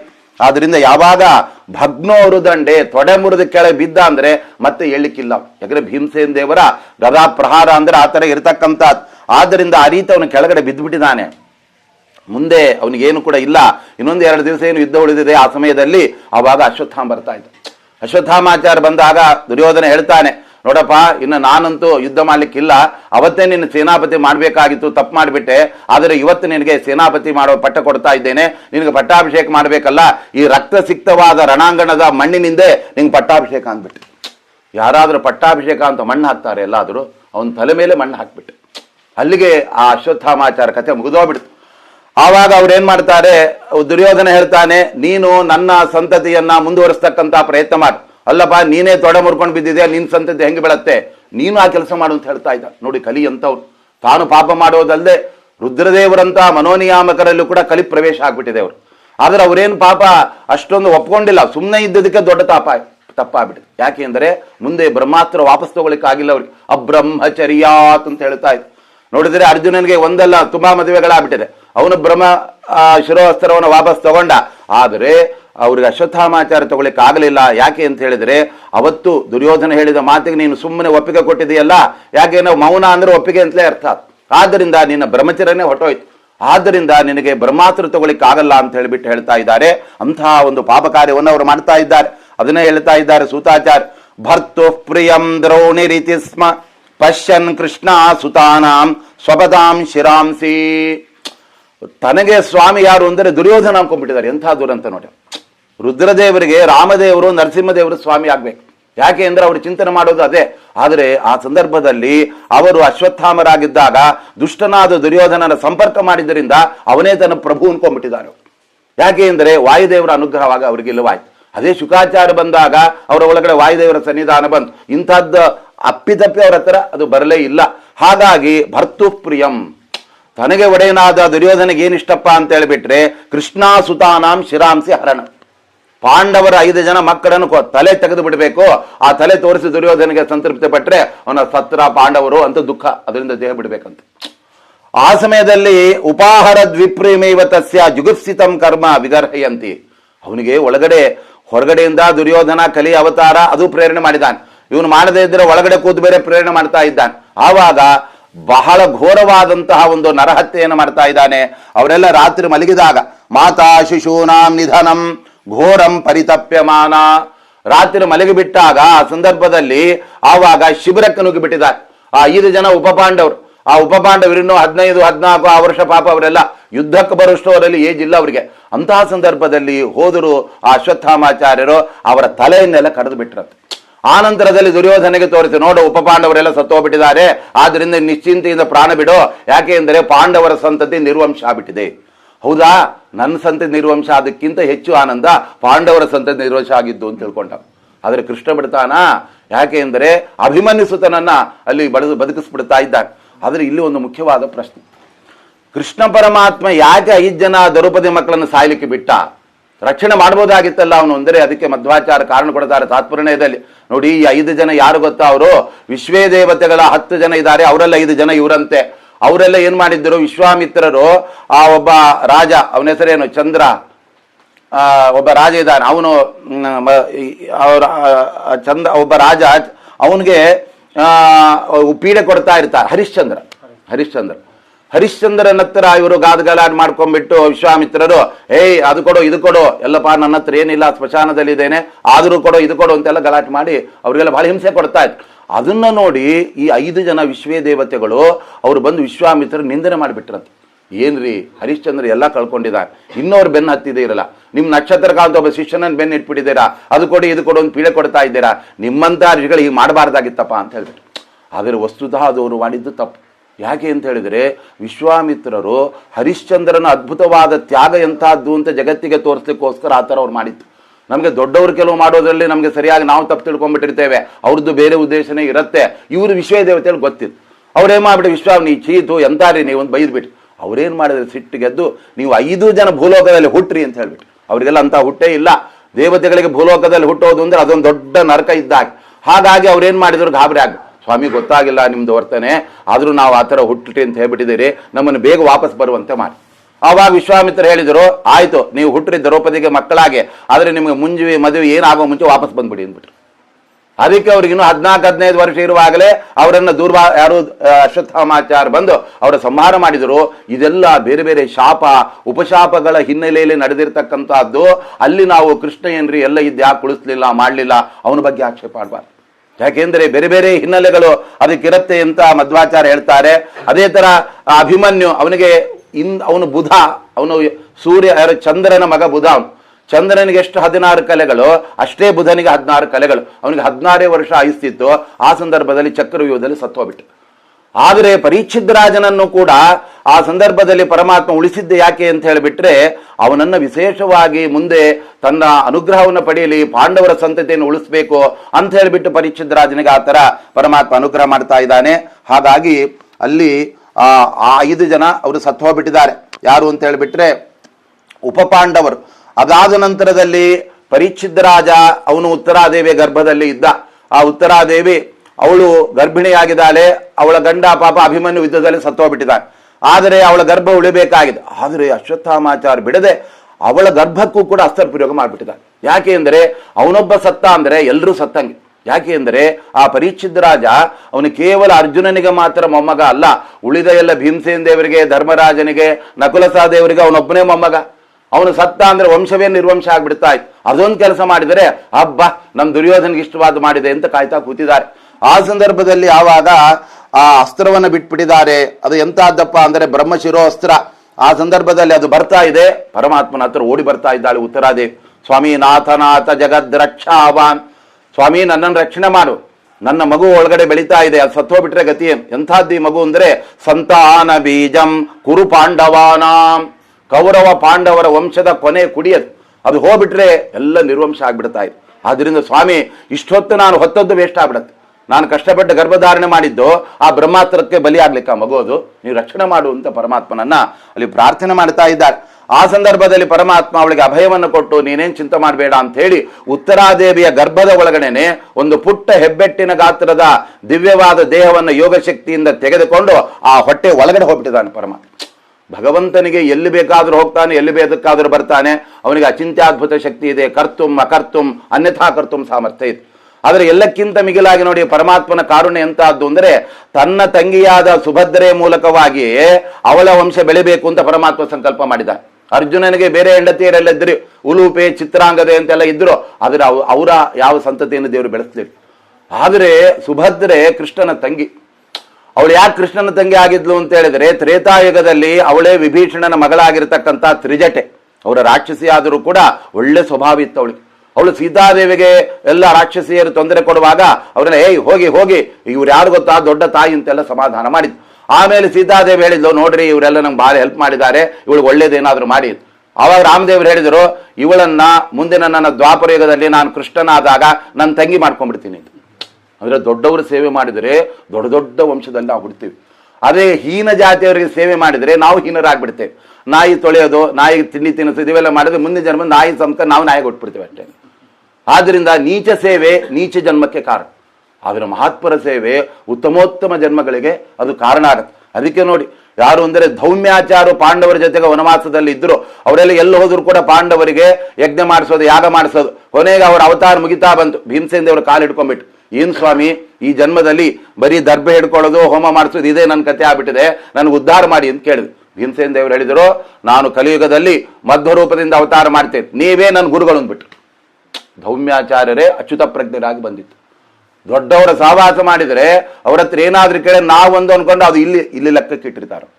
ಹಾಗೆ ಇಲ್ಲಿ ನೋಡಿ ಆ ಉತ್ತರಾದೇವಿ ಅವಳು ಯಾರು? ಅಭಿಮನ್ಯುನ ಆ ಹೆಂಡತಿಯವಳು. ಅಭಿಮನ್ಯು ಯಾರು? ಸುಭದ್ರೆಯ ಮಗ. ಆ ಸುಭದ್ರೆ ಕೃಷ್ಣನಿಗೆ ಅಷ್ಟಿಷ್ಟ. ಅಭಿಮನ್ಯುಗೆಲ್ಲ ಕೃಷ್ಣ ಮಹಾಭಾರತ ಹೇಳುತ್ತೆ.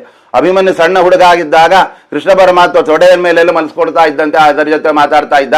ಎಷ್ಟೋ ಸರ್ತೆ ಆ ಸಣ್ಣ ಮಗು ಸೂಸು ಮಾಡಿದ್ರೆ ಅದೆಲ್ಲ ತೆಗೆದಿದ್ದಾನಂತೆ ಪರಮಾತ್ಮ ಕೃಷ್ಣ. ಯಾಕೆ ಅಂದ್ರೆ ತನ್ನ ತಂಗಿಯ ಮಗ. ಆ ತಂಗಿ ಅಂತಹ ಸೇವೆ ಮಾಡಿದಾಳೆ. ನನ್ನ ಹೆಂಡತಿ ಲಕ್ಷ್ಮೀ ಸ್ವರೂಪಳಾದ ಸೀತಾದೇವಿ ಸೇವೆ ಮಾಡಿದಾಳೆ. ಅದು ಸೂಸು ಮಾಡಿದ್ರೆ ಬೇಸರ ಮಾಡ್ಕೊಂಡಿಲ್ಲ ಕೃಷ್ಣ. ಅಂದ್ರೆ ಪರಮಾತ್ಮನ ಕಾರುಣ್ಯ ಅಂತಹದ್ದು. ಒಮ್ಮೆ ಅವನ ಪಾದ ಹಿಡ್ಕೊಂಡ್ಬಿಟ್ರೆ ಪರಮಾತ್ಮ ತನ್ನ ತೆಕ್ಕೆಗೆ ತಗೊಂಡ್ಬಿಡ್ತಾರೆ. ಮುಂದೆ ಮೋಕ್ಷಕ್ಕೆ ಕರ್ಕೊಂಡು ಹೋಗೋವರೆಗೂ ಕೂಡ ಬಿಡೋದೇ ಇಲ್ಲ. ಅದು ದೇವರ ಕಾರುಣ್ಯ. ಅಂತಹ ಉತ್ತರಾದೇವಿಗೆ ಗರ್ಭ ಬಿಡಕ್ಕೋಸ್ಕರ ಬಂದಿದ್ದಾನೆ. ಅಸ್ತ್ರಂ ಬ್ರಹ್ಮ ಶಿರೋಮೇನೆ ಆತ್ಮತ್ರಾಣಂ ದ್ವಿಜಾತ್ಮನಃ. ಅದು ಬ್ರಹ್ಮಾಸ್ತ್ರ, ಇಡೀ ಜಗತ್ತನ್ನೇ ನಾಶ ಮಾಡ್ತಕ್ಕಂಥ ಅಂತಹದ್ದು ಆ ಸಣ್ಣ ಹಸುಗೂಸು ಅದನ್ನು ಸಾಯಿಸಕ್ಕೆ ಬಿಟ್ಬಿಟ್ಟಿದೆ. ಗುಬ್ಬಿ ಮೇಲೆ ಬ್ರಹ್ಮಾಸ್ತ್ರ ಬಿಟ್ಟಂಗೆ ಏನದು. ಪರಮಾತ್ಮ ಏನ್ ಮಾಡಿದ, ಗದೆಯನ್ನು ಹಿಡಿದುಕೊಂಡು ಒಳಗಡೆ ತಿರುಗಿಸ್ತಾ ಇದ್ದ. ಆ ಸಮಯದಲ್ಲಿ ಮಗು 7 ತಿಂಗಳೆಲ್ಲ ಆಗೋಗ್ಬಿಟ್ಟಿದೆ, ಅದಕ್ಕೆ ಕಣ್ಣು ಬಂದಿದೆ, ಎಲ್ಲ ನೋಡ್ತಾ ಇದೆ. ಆ ಸಂದರ್ಭದಲ್ಲಿ ಪ್ರಜ್ವಲಿಸ್ತಾ ಇರತಕ್ಕಂಥ ತೇಜಸ್ಸಿನಿಂದ ಇರುವ ಆ ಪರಮಾತ್ಮನನ್ನು ಕಣ್ಣು ಬಿಟ್ಟು ನೋಡ್ತಾ ಇದೆ ಅಂತ ಮಗು ನೋಡಿ. ಹೊಟ್ಟೆಯಲ್ಲೇ ಪರಮಾತ್ಮನನ್ನು ನೋಡಿದ ಏಕೈಕ ಮಗು ಅಂದ್ರೆ ಅದು ಪರೀಕ್ಷಿತ್ ರಾಜ್.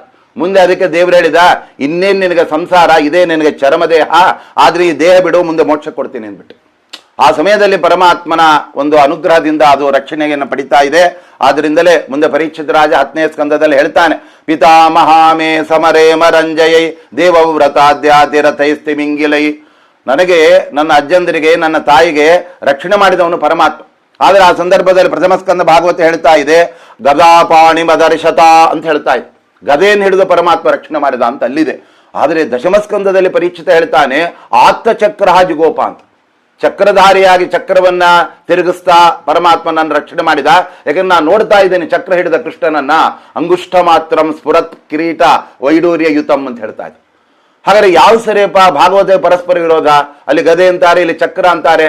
ಅದಕ್ಕೆ ಕೆಲವರು ವ್ಯಾಖ್ಯಾನ ಮಾಡಿದರು, ನೋಡಿ ಮೊದಲು ಗದೆ ಹಿಡಿದ, ಆಮೇಲೆ ಚಕ್ರ ಹಿಡಿದ. ಮತ್ತೆ ಕೆಲವರು ಹೇಳಿದ್ರು, ಪರಮಾತ್ಮನಿಗೆ 4 ಕೈ ಇದೆ ರೀ, ಒಂದ್ ಕಡೆ ಗದೆ ಹಿಡಿದ, ಇನ್ನೊಂದ್ ಕಡೆ ಚಕ್ರ ಹಿಡಿದ, ಮತ್ತೊಂದು ಹಿಡಿದ, ಎಲ್ಲ ಪ್ರಯೋಗ ಮಾಡಿಬಿಟ್ಟ. ನೋಡಿ, ಪರಮಾತ್ಮನ ಅಸ್ತ್ರಗಳು ಅಮೋಘ. ಒಂದು ಬಿಟ್ರೇನೆ ಸಾಕು, 2 3 ಬೇಕಾಗಿಲ್ಲ. ಸ್ಟೆಪ್ನಿ ದೇವರಿಗೆ ಬೇಕಾಗಿಲ್ಲ. ಹಾಗಿದ್ದರೆ ಮೊಸಳೆಗೆ ಚಕ್ರ ಬಿಡೋದು, ಖಡ್ಗ ಬಿಡೋದು ಅವೆಲ್ಲ ಮಾಡಿದ್ನಾ? ಹಾಗಾದ್ರೆ ಏನರ್ಥ?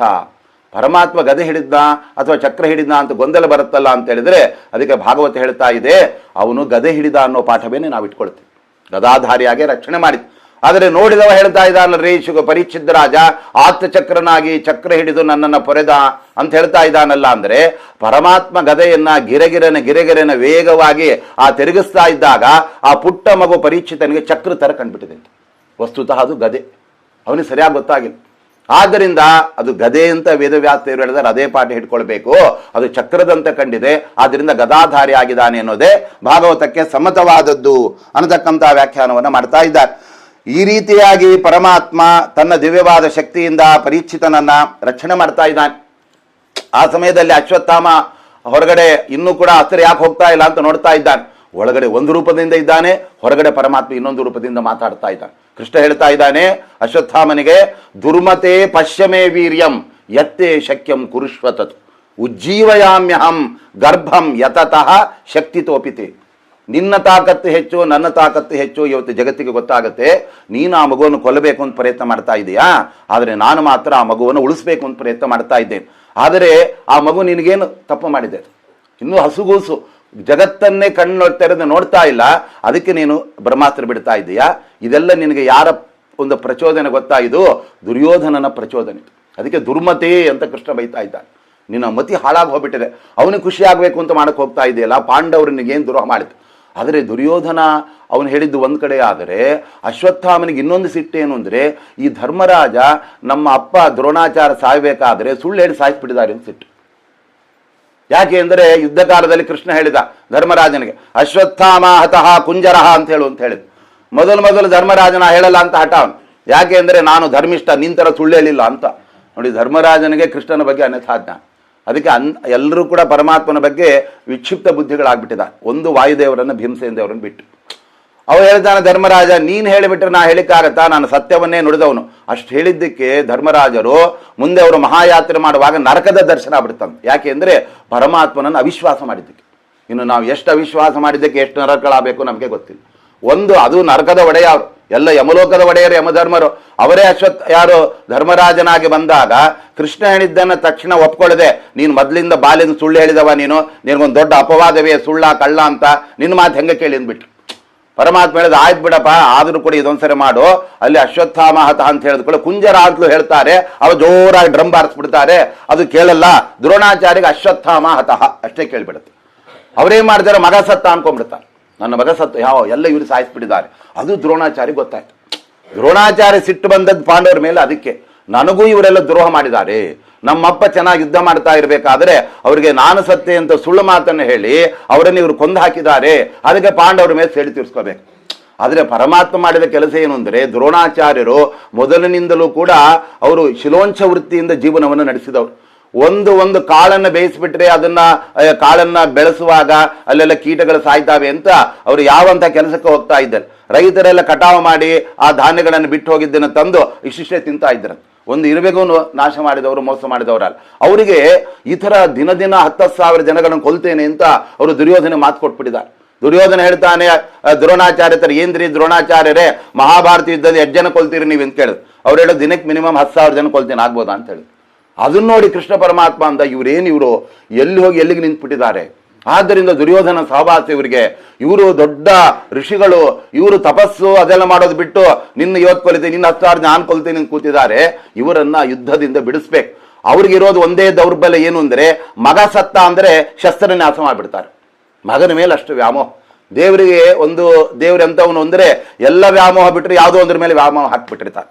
ಸನ್ಯಾಸಿಗಳು ಎಲ್ಲ ಬಿಟ್ಟಿರ್ತಾರೆ, ಹೆಂಡತಿ ಮಕ್ಕಳು ಮತ್ತೊಂದು, ಮಠದ ಮೇಲೆ ವ್ಯಾಮೋಹ ಹಾಕ್ಬಿಟ್ಟಿರ್ತಾರೆ. ಆ ಥರ ಹಾಗೆ ಪರಮಾತ್ಮ ಅವ್ರಿಗೊಂದು ವ್ಯಾಮೋಹ ಹಾಕಿಬಿಟ್ಟಿದ್ದ, ಮಗನ ಮೇಲೆ ಅಂತಹ ವ್ಯಾಮೋಹ. ಅದಕ್ಕೋಸ್ಕರ ಆ ರೀತಿಯಾಗಿ ಅವನು ಸತ್ತ ಅಂದ್ರೆ ಅವ್ರು ಗ್ಯಾರಂಟಿ ಯುದ್ಧದಿಂದ ನಿವೃತ್ತರಾಗ್ತಾರ ಅಂತ ಹೇಳಿ ಅದು ಮಾಡಿದ್ದರಿಂದ ಅದೊಂದು ಒಳಗಡೆ ಇಟ್ಕೊಂಡ್ಬಿಟ್ಟಿದ್ದಾನೆ ಅಶ್ವತ್ಥಾಮ. ಆಮೇಲೆ ದುರ್ಯೋಧನನ ಮಾತು ನಡೆಸಬೇಕು ಅಂತ ಅದರಿಂದಾಗಿ ಆ ಮಗುವನ್ನು ಕೊಲ್ಲೋದಕ್ಕೆ ಹೋದಾಗ ಆ ಸಂದರ್ಭದಲ್ಲಿ ಪರಮಾತ್ಮ 9 ತಿಂಗಳ ಕಾಲ ರಕ್ಷಣೆ ಮಾಡಿದ. ಏನು ಕೂಡ ಮಗುವಿಗೆ ಆಗಲಿಲ್ಲ. ಅನಂತರದಲ್ಲಿ 9 ತಿಂಗಳಾದ್ಮೇಲೆ ಪರಮಾತ್ಮ ಅದೃಶ್ಯನಾಗ್ಬಿಟ್ಟು. ಅದೃಶ್ಯನಾದ ಕೂಡ 9 ತಿಂಗಳು ಮುಗೀತು, ಮಗು ಹುಟ್ಟಬೇಕಾಗಿದೆ. ಏನಾಗ್ಬಿಟ್ಟಿದೆ? ಪ್ರತ್ಯಕ್ಷ ಆತ್ಮನ ಗರ್ಭೆ ರಕ್ಷಿತಂ ಪ್ರಸವೇ ಹತಂ. ಮಗು ಹೊಟ್ಟೆಯಲ್ಲಿ ಬದುಕಿದೆ, ಹುಟ್ಟುವಾಗ ಸತ್ತು ಹುಟ್ಟುಬಿಟ್ಟಿದೆ ಪರೀಕ್ಷಿತರ. ಯಾಕೆ ಹೀಗಾಯ್ತು ಅಂದ್ರೆ ಅಲ್ಲೂ ಕೂಡ ಪರಮಾತ್ಮ ಚಮತ್ಕಾರ ಮಾಡಿ ತೋರಿಸ್ತಾ ಇದ್ದಾರೆ. ನಾನು ಒಳಗಡೆ ರಕ್ಷಣೆ ಮಾಡಿದ್ದು ಯಾರಿಗೆ ಗೊತ್ತಾಗುತ್ತೆ? ಹೊರಗಡೆ ಇದ್ದವರಿಗೆ. ಅದು ನಂಗೆ ಪರೀಕ್ಷಿತ ಬಿಟ್ಟರೆ ಇನ್ನೊಬ್ರಿಗೆ ಗೊತ್ತಾಗಲ್ಲ. ಜಗತ್ತಿಗೆಲ್ಲ ನಾನು ಪಾಂಡವರ ಸಂತತಿಯನ್ನ ರಕ್ಷಣೆ ಮಾಡಿದ್ದೇನೆ ಅಂತ ಗೊತ್ತಾಗಬೇಕು. ಅದಕ್ಕೆ ಅದು ಹೊರಗಡೆ ಬಂದ ಮೇಲೆ ಸಾಯ್ಬೇಕು. ಆಮೇಲೆ ಬ್ರಹ್ಮಾಸ್ತ್ರಕ್ಕೂ ಒಂದು ಬೆಲೆ ಕೊಡ್ಬೇಕಲ್ಲ. ಆ ಬ್ರಹ್ಮಾಸ್ತ್ರ ಕಾಯ್ತಾ ಕೂತಿದೆ, ಹೊರ ಬಂದ್ರೆ ನೀನು ಕೊಲ್ತೇನೆ, ಆಯ್ತು ಕೊಲ್ಲಪ್ಪ. ಆದರೆ ಕೊಲ್ಲುವವನು ನೀನಾದರೆ ಉಳಿಸುವವನು ನಾನು. ಪರಮಾತ್ಮ ಅದನ್ನು ಮತ್ತೆ ಬಂದ ದ್ವಾರಕೆಯಿಂದ ಮಗುವನ ತೊಡೆ ಮೇಲೆ ಹಾಕೊಂಡ, ಅದ್ರ ಮೇಲೆ ತಲೆ ಮೇಲೆ ಕೈ ಇಟ್ಟ, ಮಗು ಬದುಕ್ಬಿಡ್ತಂತೆ. ಪ್ರಸವೇ ಹತಂ ಪುನರುಜ್ಜೀವಯಾಮಾಸ ಕೇಶವ ಪಾರ್ಥತಂತವೇ. ಅಂದ್ರೆ ಅರ್ಜುನ ಪಾಂಡವರ ಆ ಒಂದು ವಂಶ ಬೆಳಿಬೇಕು ಅಂತ ಅವರಿಗಿಂತ ದೇವರಿಗೆ ಕಳಕಳಿ ಜಾಸ್ತಿ. ಆದ್ರಿಂದ ಪರಮಾತ್ಮ ಉಳಿಸಿಬಿಟ್ಟ. ಹೀಗೆ ಭಗವಂತ ಆ ಪರೀಕ್ಷಿತನನ್ನು ರಕ್ಷಣೆ ಮಾಡಿದ್ದರಿಂದ ಆ ಪರೀಕ್ಷಿತನ ಒಂದು ಕಥೆಯಲ್ಲಿ ಪರಮಾತ್ಮನ ಕಾರುಣ್ಯವೇ ಅಡಗಿದೆ. ಆದ್ದರಿಂದ ಇಡೀ ಪ್ರಥಮ ಸ್ಕಂದ ಭಾಗವತದ ಮುಂದಿನ ಶುಕಾಚಾರ್ಯ ಉಪದೇಶಕ್ಕೆ ಪೀಠಿಕಾ ರೂಪವಾಗಿ ಬಂದಿದೆ. ಯಾಕಂದ್ರೆ ಕೇಳಿದವನೇ ಅವನ ಮೇಲೆ ಎಷ್ಟು ಅನುಗ್ರಹ ಮಾಡಿದಾನೆ ಪರಮಾತ್ಮ. ಇದನ್ನ ನಾವು ತಿಳ್ಕೊಂಡ್ಬಿಟ್ರೆ, ನಾವು ಪರಮಾತ್ಮನ ಕಥೆ ಕೇಳಿದರೆ ಅಷ್ಟು ನಮ್ಗೆ ಅನುಗ್ರಹ ಮಾಡ್ತಾನೆ ಅನ್ನತಕ್ಕಂಥ ಭರವಸೆ ಅದು ನಮಗೆ ಬರುತ್ತೆ ಅನ್ನತಕ್ಕಂಥದ್ದನ್ನಲ್ಲಿ ಹೇಳ್ತಾ ಇದ್ದಾರೆ. ಈ ರೀತಿಯಾಗಿ ಆ ಪರಮಾತ್ಮ ತಾನು ಎಷ್ಟೆಲ್ಲ ಅನುಗ್ರಹವನ್ನ ಪಾಂಡವರಿಗೆ ಮಾಡಿದಾನೆ ಅನ್ನತಕ್ಕಂಥದ್ದನ್ನ ಇಲ್ಲಿ ಭಾಗವತ ಹೇಳ್ತಾ ಇದೆ. ಆ ಸಂದರ್ಭದಲ್ಲಿ ದೇವರು ಕೃಷ್ಣ ಪರಮಾತ್ಮ ಅಲ್ಲಿಗೆ ಬಂದು ಆ ಎಲ್ಲ ಪಾಂಡವರನ್ನ ರಕ್ಷಣೆ ಮಾಡಿ ಆ ಮಗುವನ್ನು ಕೂಡ ರಕ್ಷಣೆ ಮಾಡಿದಾಗ ಆ ಉತ್ತರಾದೇವಿ ಹೇಳ್ತಾ ಇದ್ದಾಳೆ, ಸ್ವಾಮಿ ಕೊನೆಗೂ ನನ್ನ ಮಗುವನ್ನು ಬದುಕಿಸಿಕೊಟ್ಬಿಟ್ಟಿಯಲ್ಲ. ಅವಾಗ ಕುಂತಿದೇವಿ ಬರ್ತಾಳೆ. ಅವಳು ಬಂದು ಪರಮಾತ್ಮನನ್ನು ಸ್ತೋತ್ರ ಮಾಡ್ತಾ ಇದ್ದಾಳೆ. ಕೃಷ್ಣಾಯ ವಾಸುದೇವಾಯ ದೇವಕೀ ನಂದನಾಯ ಚ ನಂದಗೋಪಕುಮಾರಾಯ ಗೋವಿಂದಾಯ ನಮೋ ನಮಃ. ಆ ಸಂದರ್ಭದಲ್ಲಿ ಆ ಕುಂತಿದೇವಿ ಬಂದು ದೇವರಿಗೆ ನಮಸ್ಕಾರ ಮಾಡಿ ಪ್ರಾರ್ಥನೆ ಮಾಡ್ತಾ ಇದ್ದಾಳೆ. ಆದರೆ ಕೃಷ್ಣ ಪರಮಾತ್ಮ ಕುಂತಿ ಮೇಲೆ ಎಷ್ಟು ಪ್ರೀತಿ ಇಟ್ಟಿದ್ದ ಅಂತ ಹೇಳಿದರೆ, ಅಲ್ಲಿ ಆ ಹಸ್ತಿನಾವತಿಗೆ ಬಂದಾಗೆಲ್ಲ ನಮ್ಮ ಅತ್ತೆಯಲ್ಲಿ ಅಂತ ಹುಡ್ಕೊಂಡು ಹೊಟ್ಟೋಗ್ತಾ ಇತ್ತು. ಯಾಕೆಂದ್ರೆ ಸೋದರತ್ತೆ ಆಗ್ಬೇಕು ಕೃಷ್ಣನಿಗೆ ಆ ಕುಂತಿ. ಕೃಷ್ಣನ ತಂದೆ ವಸುದೇವ, ಅವನ ತಂಗಿನೇ ಅವಳು ಯಾರು ಕುಂತಿದೇವಿ. ಅವಾಗ ಅವಳ ಹತ್ರ ಹೋಗಿ ನಮಸ್ಕಾರ ಮಾಡಿ, ಅಮ್ಮ ಅತ್ತೆ ಚೆನ್ನಾಗಿದ್ದೀರಾ ಅಂದ್ರೆ ಅವಳು ಹೇಳ್ಬೇಕು, ಸ್ವಾಮಿ ನೀನೇ ಮೋಕ್ಷ ಕೊಡುವ ಪ್ರಭು, ನೀನ್ಯಾಕೆ ನನಗೆ ನಮಸ್ಕಾರ ಮಾಡ್ತೀಯ ಅಂತ ಉಲ್ಟಾ ನಮಸ್ಕಾರ ಮಾಡ್ತಾ ಇದ್ದ. ಆದರೆ ಪರಮಾತ್ಮ ಎಲ್ಲೂ ಕೂಡ ತನ್ನ ಹಿರಿಯರಿಗೆ ಗೌರವ ಕೊಡಬೇಕು ಅನ್ನೋದನ್ನ ನಾನೇ ಪರಮಾತ್ಮ, ನಾನ್ಯಾಕೆ ನಮಸ್ಕಾರ ಮಾಡಲಿ ಅಂತ ಬಿಡ್ತಾ ಇದ್ದೇನೆ. ಆದ್ರಿಂದ ಕುಂತಿ ಪರಮಾತ್ಮ ಅಂತ ಗೊತ್ತಿದ್ದರಿಂದ ಆಕೆ ಹೇಳ್ತಾ ಇದ್ದಾಳೆ, ಸ್ವಾಮಿ ನೀನು ವಾಸುದೇವ ಅಂದ್ರೆ ಬರೀ ವಸುದೇವನ ಮಗ ಅಲ್ಲ, ವಾಸನಾದ್ ವಾಸುದೇವ, ಜಗತ್ತಿನಲ್ಲೆಲ್ಲ ವಾಸ ಮಾಡ್ತೀಯ, ಕ್ರೀಡಾದ ಗುಣವಿಶಿಷ್ಟನಾಗಿದೆಯಾ, ಆದ್ರಿಂದ ನೀನು ವಾಸುದೇವ. ಯಾಕಂದ್ರೆ ಪರಮಾತ್ಮನ ಎಲ್ಲ ಹೆಸರುಗಳನ್ನ ಆಚಾರ್ಯರು ಹೇಳ್ತಾರೆ, ಒಂದು ಅಪ್ರಾಕೃತ ಅರ್ಥವನ್ನು ಇಟ್ಕೊಳ್ಬೇಕು, ಪ್ರಾಕೃತ ಅರ್ಥವನ್ನು ಇಟ್ಕೋಬೇಕಂತ. ಯಾಕೆಂದ್ರೆ ಈ ವಾಸುದೇವ, ದಾಮೋದರ ಇವೆಲ್ಲ ಬ್ರಹ್ಮಾಂಡ ಹುಟ್ಟೋ ಮುಂಚೆನೂ ಪರಮಾತ್ಮನಿಗೆ ಹೆಸರುಗಳಿದೆ. ಬ್ರಹ್ಮಾಂಡ ಹುಟ್ಟಿದ ಮೇಲೆ, ವಸುದೇವ ಹುಟ್ಟಿದ ಮೇಲೆ ಅವನ ಮಗನಾಗಿ ಅವನು ವಾಸುದೇವ ಆಗಿದ್ದಲ್ಲ. ಆದ್ರಿಂದ ಆಚಾರ್ಯ ಹೇಳ್ತಾರೆ ದಾಮೋದರ ಅಂತ ಕೃಷ್ಣನಿಗೆ. ದಾಮೋದರ ಅಂದ್ರೆ ಅವಳು ಕಟ್ಟಿದ ದಾಮ ಅಂದ್ರೆ ಹೊಟ್ಟೆ, ಅದು ಹೊಟ್ಟೆ ಮೇಲ್ಗಡೆ ಉದರ ಇತ್ತು ಅದಕ್ಕೆ ಅಂತ ಒಂದು ಅರ್ಥ ಇದೆ. ಆದರೆ ಆಚಾರ್ಯ ಹೇಳ್ತಾ ಇದ್ದಾರೆ ದಮ ಅಂದ್ರೆ ಇಂದ್ರಿಯ ನಿಗ್ರಹ. ಶಮೋ ಮನ್ನಿಷ್ಠತಾ ಬುದ್ಧಿ ದಮಃ ಇಂದ್ರಿಯ ನಿಗ್ರಹ. ಇಂದ್ರಿಯಗಳನ್ನ ಹತೋಟಿಯಲ್ಲಿ ಇಟ್ಕೊಂಡು ಪರಮಾತ್ಮನ ಕಡೆ ನೆಲೆಗೊಳಿಸೋದೇ ನಿಜವಾದ ದಮ ಅಂತ ಶಾಸ್ತ್ರ ಹೇಳ್ತಾ ಇದೆ. ಆ ದಮ ಅಂದ್ರೆ ಇಂದ್ರಿಯ ನಿಗ್ರಹವನ್ನು ಚೆನ್ನಾಗಿ ಮಾಡಿದ ದಾಮರು ಯಾರು ಅಂದ್ರೆ ಅದು ಬ್ರಹ್ಮದೇವರಂತ. ಬ್ರಹ್ಮದೇವರಷ್ಟು ಇಂದ್ರಿಯ ನಿಗ್ರಹ ಮಾಡ್ಲಿಕ್ಕೆ ಯಾರಿಗೂ ಸಾಧ್ಯ ಇಲ್ಲ. ಯಾಕಂದ್ರೆ ಅವ್ರು ಹೇಳ್ತಾರೆ, ನಾನು ಯಾವತ್ತೂ ಸುಳ್ಳು ಹೇಳಿದವನಲ್ಲ, ನನ್ನ ಮನಸ್ಸು ದೇವರು ಬಿಟ್ಟು ಬೇರೆ ಕಡೆ ಹೋಗಿದ್ದಲ್ಲ. ನಮೇ ಹೃಷಿ ಕಾಣಿ ಪತಂತ್ಯ ಸತ್ಪತೆ. ನಮ್ಮ ಇಂದ್ರಿಯಗಳೆಲ್ಲ ಕೆಟ್ಟ ಕೆಟ್ಟ ವಿಷಯಗಳಿಗೆ ಹೋಗ್ತಾ ಇರತ್ತೆ. ನಂದು ಯಾವತ್ತೂ ಹಾಗಾಗಿಲ್ಲ. ಯಾಕೆ ಅಂದರೆ ಪರಮಾತ್ಮ ನನ್ನ ಒಳಗಡೆ ಇದ್ದು ಆ ಥರ ನನಗೆ ಅನುಗ್ರಹ ಮಾಡ್ತಿದ್ದಾನೆ ಅಂತವರು ಅಷ್ಟು ಇಂದ್ರಿಯ ನಿಗ್ರಹ ಉಳ್ಳ ಆ ದಮ ಸಂಪನ್ನರಾದ ಆ ಏನು ಬ್ರಹ್ಮದೇವರಿದ್ದಾರೆ ಅವರೇ ದಾಮರು. ಆ ದಾಮರಾದ ಬ್ರಹ್ಮದೇವರನ್ನ ಪ್ರಳಯ ಕಾಲದಲ್ಲಿ ತನ್ನ ಹೊಟ್ಟೆಯಲ್ಲಿ ಪರಮಾತ್ಮ ಇಟ್ಕೊಳ್ಳೋದ್ರಿಂದ ಅವರಿಗೆ ದಾಮೋದರ ಅಂತ ಹೆಸರಂತೆ. ಅಂದರೆ ಪರಮಾತ್ಮನಿಗೆ ಪ್ರಾಕೃತಾರ್ಥ ಒಂದಿದೆ. ಯಶೋದೆ ಹಗ್ಗವನ್ನ ಹೊಟ್ಟೆ ಕಟ್ಟಿದ್ಲು, ಆದ್ದರಿಂದ ದಾಮೋದರ. ಅಷ್ಟಕ್ಕೆ ನಾವು ಖುಷಿ ಆಗೋದಲ್ಲ. ಇಂದ್ರಿಯ ನಿಗ್ರಹ ಸಂಪನ್ನರಾದ ಬ್ರಹ್ಮದೇವರನ್ನು ಕೂಡ ಪ್ರಳಯ ಕಾಲದಲ್ಲಿ ತನ್ನ ಹೊಟ್ಟೆಯಲ್ಲಿ ದೇವರು ಇಟ್ಕೊಂಡಿದ್ದಾನೆ ಅಂದರೆ ಎಂಥ ದೇವರಪ್ಪ ಇವನು ಅಂತ ದೇವರ ಮಹಿಮಾ ವಿಶೇಷ ಗೊತ್ತಾಗ್ಲಿಕ್ಕೆ ಆ ಥರ. ಅದೇ ಥರ ಇಲ್ಲಿ ವಾಸುದೇವ ಅಂದರೆ ಅವನು ಬರೀ ವಸುದೇವನ ಪುತ್ರ ಅಲ್ಲ, ಜಗತ್ತಿನಲ್ಲಿ ಎಲ್ಲ ಕಡೆ ವಾಸ ಮಾಡ್ತಾನೆ, ಕ್ರೀಡಾದಿ ಗುಣ ವಿಶಿಷ್ಟನಾಗಿದ್ದಾನೆ ಅಂತ ಅವಳು ಹೇಳ್ತಾಳೆ. ಮತ್ತೆ ದೇವಕಿ ನಂದನಾಯಚ, ಒಂದರ್ಥ ದೇವಕಿಯ ಮಗ. ದೇವಕಿ ಅನ್ನೋದಕ್ಕೆ ಲಕ್ಷ್ಮೀದೇವಿ ಅಂತ ಅರ್ಥ. ಅವಳಿಗೆ ನಂದನ ಅಂದರೆ ಆನಂದ ಉಂಟು ಮಾಡತಕ್ಕಂಥವನು ಪರಮಾತ್ಮ. ಯಾಕೆ ಅಂತ ಹೇಳಿದರೆ ಇವನೇ ದೇವಕ. ಪರಮಾತ್ಮನೇ ಎಲ್ಲರಿಗೆ ಕ್ರೀಡಾದಿಗುಣ ವಿಶಿಷ್ಟನಾಗಿ ಆನಂದ ಸ್ವರೂಪನಾಗಿದ್ದಾನೆ. ಅವನ ಸಂಬಂಧಿ ದೇವಕಿಯವಳು. ಪರಮಾತ್ಮ ವಿಷ್ಣು ಆದರೆ ಅವನ ಹೆಂಡತಿ ವೈಷ್ಣವಿ. ಪರಮಾತ್ಮ ನಾರಾಯಣ ಆದರೆ ಅವನ ಹೆಂಡತಿ ಲಕ್ಷ್ಮೀದೇವಿ ನಾರಾಯಣಿ. ಪರಮಾತ್ಮನ ಎಲ್ಲ ಹೆಸರುಗಳು ಕೂಡ ಅವಳಿಗೆ ಬರುತ್ತೆ. ಆದ್ದರಿಂದ ದೇವಕಿ ಎಂದರೆ ಪರಮಾತ್ಮ ದೇವಕ, ಅವನು ಎಲ್ಲ ಕಡೆ ಕ್ರೀಡಾದಿಗುಣ ವಿಶಿಷ್ಟ ಆನಂದ ಸ್ವರೂಪ. ಅವನ ಹೆಂಡತಿ ಲಕ್ಷ್ಮೀದೇವಿಯೇ ದೇವಕಿ. ಅವಳಿಗೆ ನಂದನ ಅಂದರೆ ಅವಳಿಗೆ ಮದ ಅಂತ ಅರ್ಥ ಅಲ್ಲ, ಆನಂದವನ್ನು ಉಂಟು ಮಾಡಿದವನು ಅಂತ ಅರ್ಥ. ನಂದ ಅಂದರೆ ಆನಂದ. ಹೇಗೆಂದರೆ ಪರಮಾತ್ಮನ ಒಂದೊಂದು ಮಹಿಮೆಗಳು ಕೂಡ ಲಕ್ಷ್ಮೀದೇವಿಗೆ ಪರಮಾನಂದವನ್ನು ಉಂಟು ಮಾಡ್ತಾ ಇರತ್ತೆ. ಆದ್ದರಿಂದ ಅವಳಿಗೆ ಅದೇ ಕೆಲಸ, ಬೇರೆ ಯಾವುದು ಕೂಡ ಇಲ್ಲ. ಲಕ್ಷ್ಮೀದೇವಿ ಒಂದು ವ್ರತ ಇದೆ. ಅದೇನು ಅಂದರೆ ಬೇರೆ ವ್ರತಗಳಿಗೆಲ್ಲ ಆರಂಭ ಕೊನೆ ಅಂತ ಇರುತ್ತೆ. ಏಕಾದಶಿ ದಶಮಿ ರಾತ್ರಿ ಸ್ಟಾರ್ಟು, ದ್ವಾದಶಿ ಬೆಳಗ್ಗೆ ಪಾರಣೆ ಮುಗಿದು ಹೋಗುತ್ತೆ. ಹೀಗೆಲ್ಲ ವ್ರತಕ್ಕೆ ಆರಂಭ ಕೊನೆ ಅಂತಿರತ್ತೆ. ಲಕ್ಷ್ಮೀದೇವಿ ವ್ರತ ಹೇಗೆ ಅಂದರೆ ಅದಕ್ಕೆ ಆರಂಭವೂ ಇಲ್ಲೋ ಕೊನೆಯೂ ಇಲ್ಲ. ಬರೀ ದೇವ್ರ ಗುಣಗಳು ನೆನೀತಾ ಇರೋದೇ ಪ್ರಳಯ ಕಾಲದಲ್ಲಷ್ಟೇ, ಸೃಷ್ಟಿ ಕಾಲದಲ್ಲಷ್ಟೇ. ಅದಕ್ಕೆ ಕೊನೆ ಇಲ್ಲ, ಆರಂಭ ಇಲ್ಲ. ಆದ್ದರಿಂದ ಬಗೆ ಬಗೆಯ ನೂತನವ ಕಾಣುತ್ತ ಮಿಗೆ ಹರಿಷದಿಂಪೊಗ್ಗಿ ಹಿಗ್ಗುವ ತ್ರಿಗುಣಮಾನಿ ಮಹಾಲಕ್ಷ್ಮಿ ಸಂತೈಸಲು ಅನುದಿನವು ಅಂತ ಜಗನ್ನಾಥ. ಅವೆಲ್ಲ ಪರಮಾತ್ಮನ ಕ್ರಿಯೆಗಳವಳಿಗೆ ಆನಂದವನ್ನು ಉಂಟು ಮಾಡ್ತಾ ಇದ್ದರಿಂದ ದೇವಕಿ ನಂದನಾಯಚ. ಲಕ್ಷ್ಮೀದೇವಿಗೆ ಆನಂದ ಉಂಟು ಮಾಡಿದವನು ಪರಮಾತ್ಮ. ಲಕ್ಷ್ಮೀದೇವಿಗೆ ಆನಂದ, ಹೊಸ ಹೊಸ ವಿಷಯಗಳನ್ನ, ಆ ಮಹಿಮೆಗಳನ್ನು ತೋರಿಸಿ ಆನಂದ ಉಂಟು ಮಾಡ್ತಾ ಇದ್ದಾನೆ ಅಂದರೆ ದೇವರ ಮಹಿಮೆ ಎಷ್ಟು ಅಗಾಧವಾಗಿದೆ. ನಾವು ಕೆಲವರ ಹತ್ರ ಕೆಲವು ನೋಡಿಬಿಟ್ರೆ ಸ್ವಭಾವಗಳು ಇವ್ರದ್ದು ಇಷ್ಟೇ, ನಾವು ದೂರ ಬಿಟ್ಬಿಡ್ತೇವೆ. ಯಾಕೆ ಅಂದರೆ ದುರ್ಗುಣಗಳು ಗೊತ್ತಾಗತ್ತೆ. ಆಮೇಲೆ ಹೆಂಡತಿಗೆ ಗಂಡನ ದುರ್ಗುಣ ಗೊತ್ತಾದ್ರೆ ಅಯ್ಯೋ ನಾ ಏನೇ ಅನ್ಕೊಂಡಿದ್ದೆ ಈ ಥರ ನಾ ಅನ್ಕೊಂಡ್ಬಿಡ್ತಾಳೆ. ಆದರೆ ಪರಮಾತ್ಮನ ಹೊಸ ಹೊಸ ಮಹಿಮೆಗಳು ನಿರಂತರ ಚಿಂತನೆ ಆದರೂ ಮುಗಿಯೋದಿಲ್ಲ ಅಂದರೆ ಅದು ದೇವಕಿ ನಂದನ. ನಂದಗೋಪ ಕುಮಾರಾಯ, ನಂದಗೋಪನಿಗೆ ಮಗನಾಗಿ ಬಂದಿದ್ದಾನೆ ಪರಮಾತ್ಮ. ಯಾಕೆ ಅಂದರೆ ಆ ಕಡೆ ನಂದಗೋಪ ಯಶೋದೆ, ಈ ಕಡೆ ವಸುದೇವ ದೇವಕಿ ದೇವರನ್ನು ಕೇಳ್ಕೊಂಡಿದ್ದಾರೆ. ಸ್ವಾಮಿ ನೀನು ಮಗನಾಗಬೇಕು ಅಂತ ವಸುದೇವ ದೇವಕಿಯರು.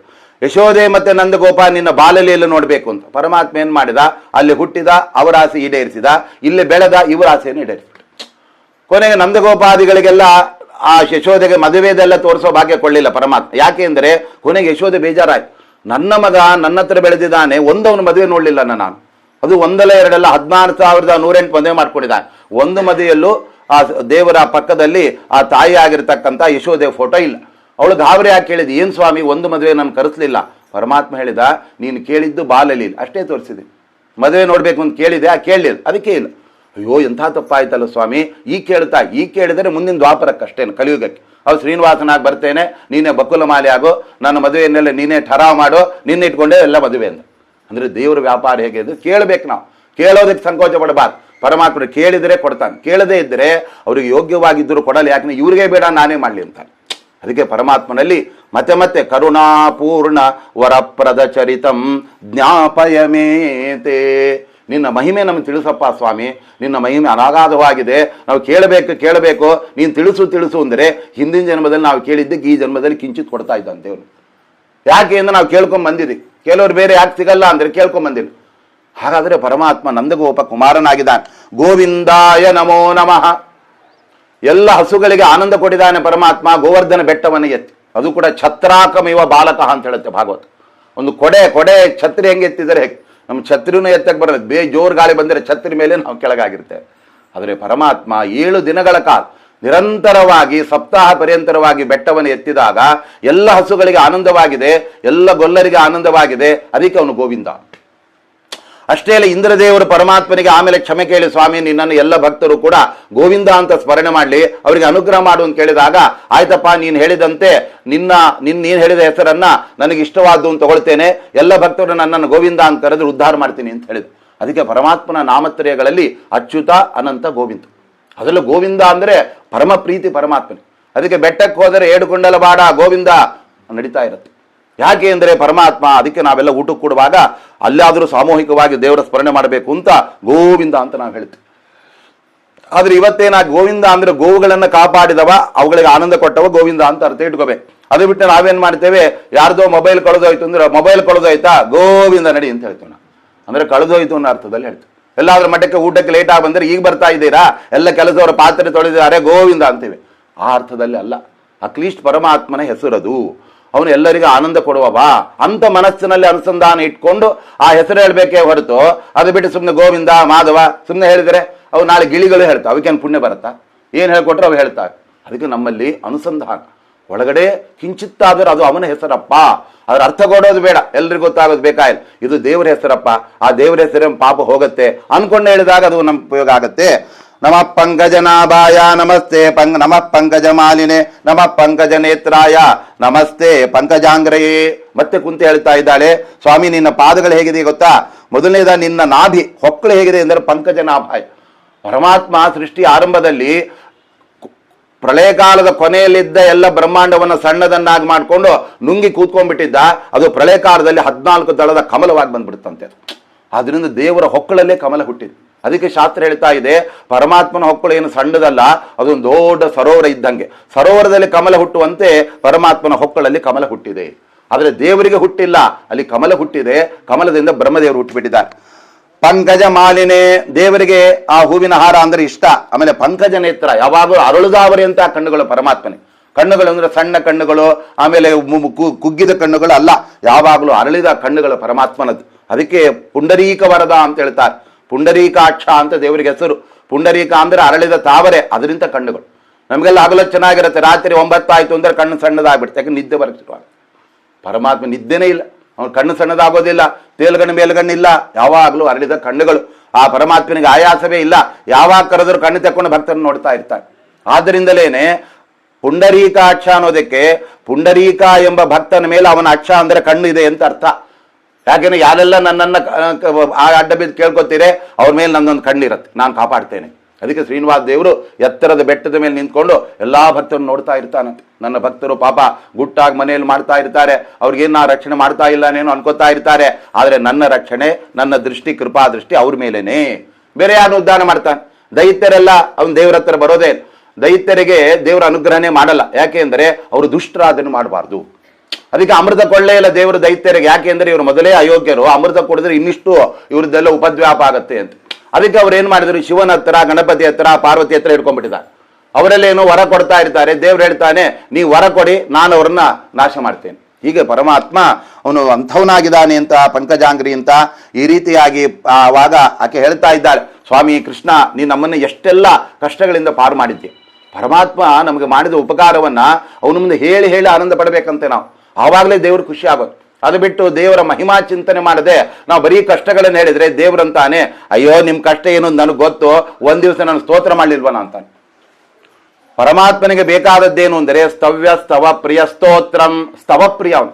ಹಾಗೆ ಅಂತ ಅವನಿಗೆ ಅದೊಂದು ಗೀಳು ಅಂತ ತಿಳ್ಕೊಬಾರ್ದು. ಇದೇನ್ರಿ ದೇವ್ರಿಗೆ ಯಾವಾಗಲೂ ಹೊಗಳಿಸ್ಕೊಳ್ಳೋ ಚಟ ಅವನಿಗೆ. ಹೊಗಳಿಸ್ಕೊಳ್ಳೋದ್ರಿಂದ ಇವರು ನನ್ನ ವಾಸ್ತವ ತಿಳ್ಕೊಂಡಿದ್ದಾರೆ. ಯಾಕೆಂದ್ರೆ ಪರಮಾತ್ಮನನ್ನ ಸ್ತೋತ್ರ ಮಾಡಿದರೆ ಅನುಗ್ರಹ ಮಾಡ್ತಾನೋ ಅನ್ನುವ ರಹಸ್ಯ ತಿಳ್ಕೊಂಡಿದ್ದಾರೆ ಅಂತ ದೇವ್ರಿಗೆ ಖುಷಿ ಆಗತ್ತೆ.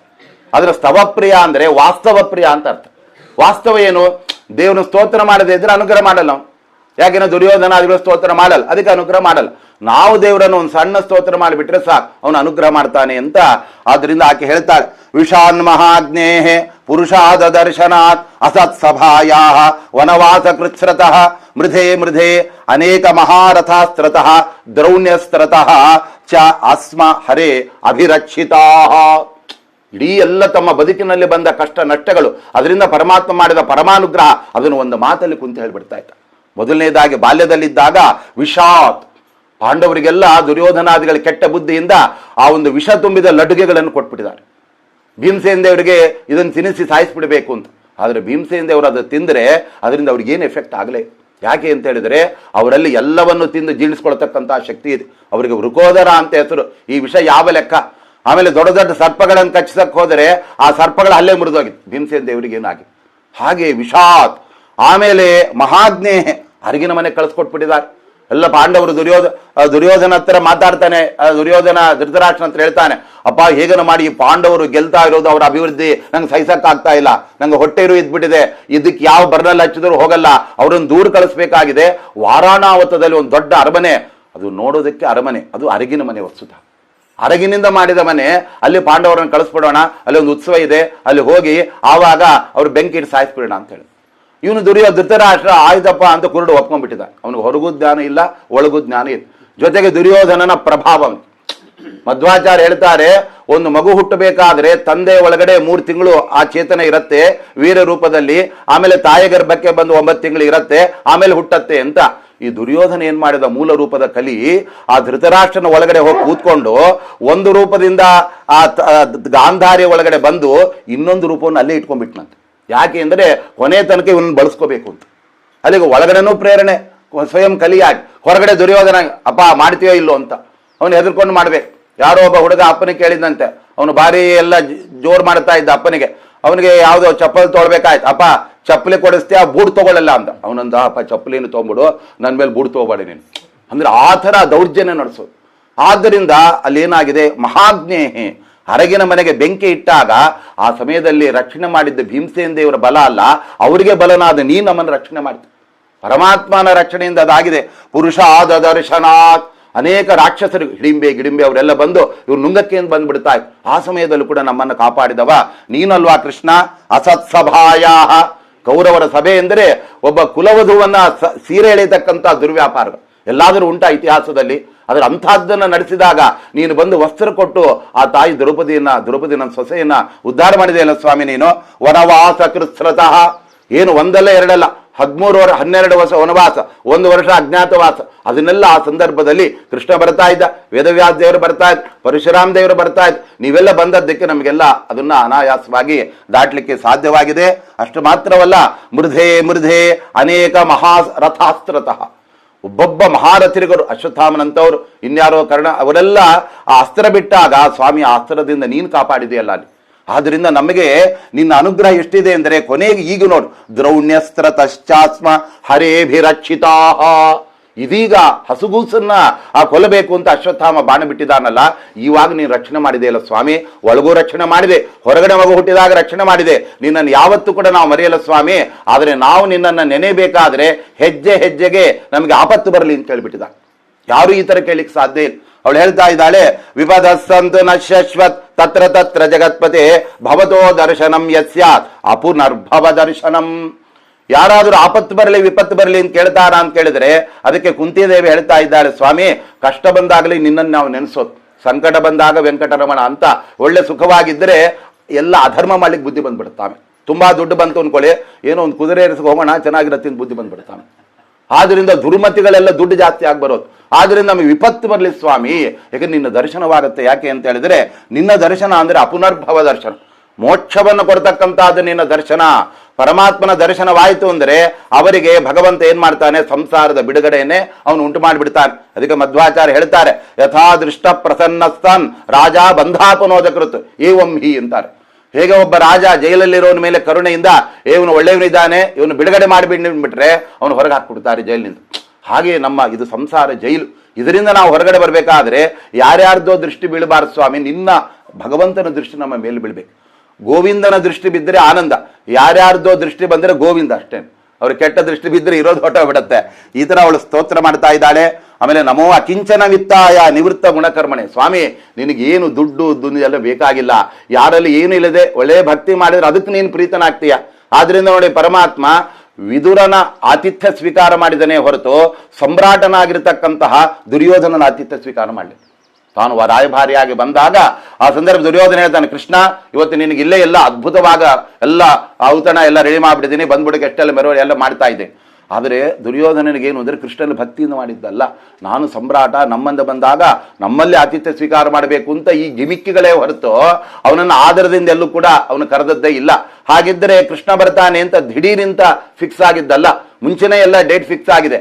ಹಾಗಿದ್ದರೆ ದುರ್ಯೋಧನ ಹೋಗಿ ಕರಿಬೇಕಿತ್ತು, ಕೃಷ್ಣ ಈ ಥರ ಬರ್ತೀಯಂತೆ, ಅವತ್ತಿನ ದಿವಸ ರಾತ್ರಿ ನಮ್ಮನೆಯಲ್ಲಿ ಔತಣಕ್ಕೆ ಬರಬೇಕು. ಅವೆಲ್ಲ ಇಲ್ವೇ ಇಲ್ಲ. ಅಲ್ಲಿ ಬಂದಾಗ ಕೃಷ್ಣ ನಮ್ಮನೆಯಲ್ಲ ಉಂಡ್ಕೊಂಡು ಹೊಟ್ಟೋಗಿ ಮುಂದೆ ಕರಿತಾ ಇದ್ದಾನೆ. ಅಂದರೆ ಅನಾದರ ಪರಮಾತ್ಮ. ಯಾರಾದ್ರೂ ಅನಾದರದಿಂದ ಕರೆದರೆ ಬರ್ತಾರಾ?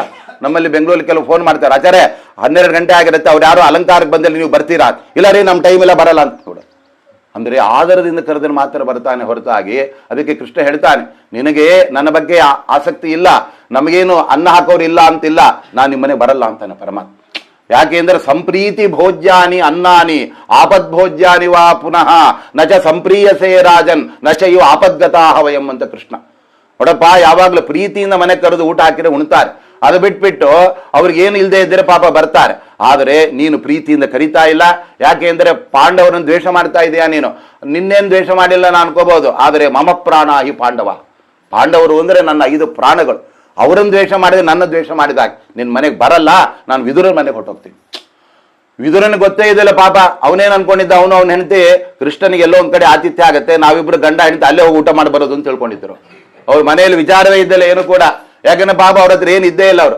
ಕೃಷ್ಣ ಏನ್ ಹೇಳಿದ, ವಿದುರ ಇವತ್ತು ನಿನ್ ಮನೆಯಲ್ಲಿ ಗಾಬರಿ ಆಗ್ಬಿಟ್ಟ ವಿದುರ, ಏನ್ ಹೆದರಬೇಡ, ಎಲ್ಲ ಪದಾರ್ಥಗಳನ್ನ ತರಿಸಿ ಹಾಕ್ತೇನೆ, ಎಲ್ಲ ರೆಡಿ ಆಗ್ಲಿ, ಅಡಿಗೆ ಸಿದ್ಧವಾಗ್ಲಿ, ಮೊದಲು ಬ್ರಾಹ್ಮಣರ ಕರೆದು ಊಟಕ್ಕೆ ಹಾಕೋ, ಆಮೇಲೆ ನಾವು ಊಟ ಮಾಡೋಣ ಅಂತ ಕೃಷ್ಣ.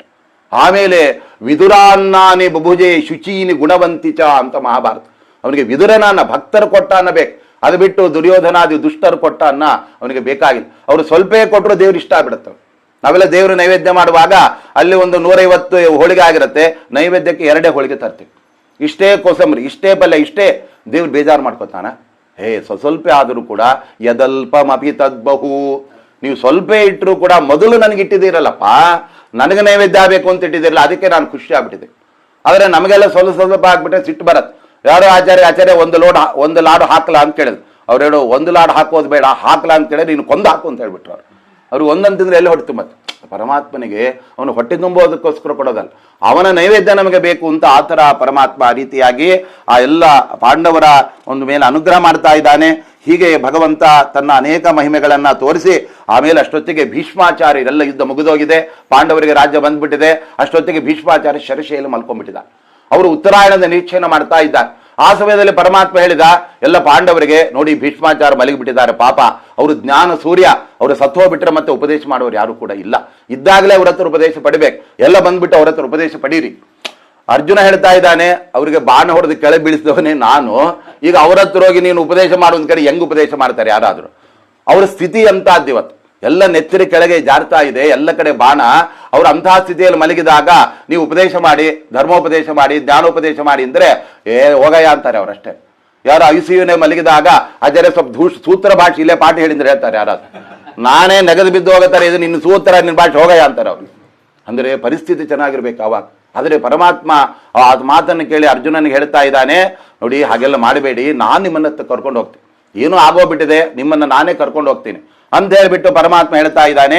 ಈ ಜ್ಞಾನ ಸೂರ್ಯ ಮುಳುಗಿಬಿಟ್ಟ ಅಂದ್ರೆ ಮುಂದೆ ಎಲ್ಲ ನಾಶ ಆಗ್ಬಿಡುತ್ತೆ ಜ್ಞಾನ, ಬನ್ನಿ ನಿಮ್ಮನ್ನು ಕರ್ಕೊಂಡು ಹೋಗ್ತೇನೆ ಅಂತ ಹೇಳಿ ಆ ಸಂದರ್ಭದಲ್ಲಿ ಪಾಂಡವರನ್ನ ಎಲ್ಲ ದ್ರೌಪದಿ ದೇವಿ ಕರ್ಕೊಂಡ್ ಬರ್ತಾರೆ. ಅವರು ಮಲಗಿ ಬಿಟ್ಟಿದ್ದಾರೆ, 5 ಜನ ಕೂತಿದ್ದಾರೆ, ಎದುರ ಕೃಷ್ಣ ಕೂತಿದ್ದಾರೆ. ಭೀಷ್ಮಾಚಾರ್ಯ ಕೃಷ್ಣ ಹೇಳಿದ ಈ ಎಲ್ಲ ಪಾಂಡವರಿಗೆ ಧರ್ಮೋಪದೇಶ ಮಾಡಿ. ಅವ್ರು ಹೇಳ್ತಾ ಇದ್ದಾರೆ, ಏನ್ ಸ್ವಾಮಿ ಇದು ನೀನು ಆಟ ಆಡ್ತಾ ಇದೆಯಾ, ನನಗೇನು ಹೇಳಿಕ್ಕೆ ನಾಲಿಗೆ ಶಕ್ತಿನೇ ಇಲ್ಲ, ನೀನ್ ಕೂತರೆ ಗಡಗಡ ನಡಗತ್ ನಮ್ಗೆ. ದೊಡ್ಡ ಸಾಣು ಕೂಡಿಸಿ ಸಣ್ಣ ಹುಡುಗನ ಉಪನ್ಯಾಸ ಮಾಡು ಅಂದ್ರೆ ಬ್ಯಾ ಬ್ಯಾ ಬ್ಯಾ ಬ್ಯಾ ಮಾಡ ಎದ್ದು ಓಡೋಗ್ಬಿಡ್ತಾನ.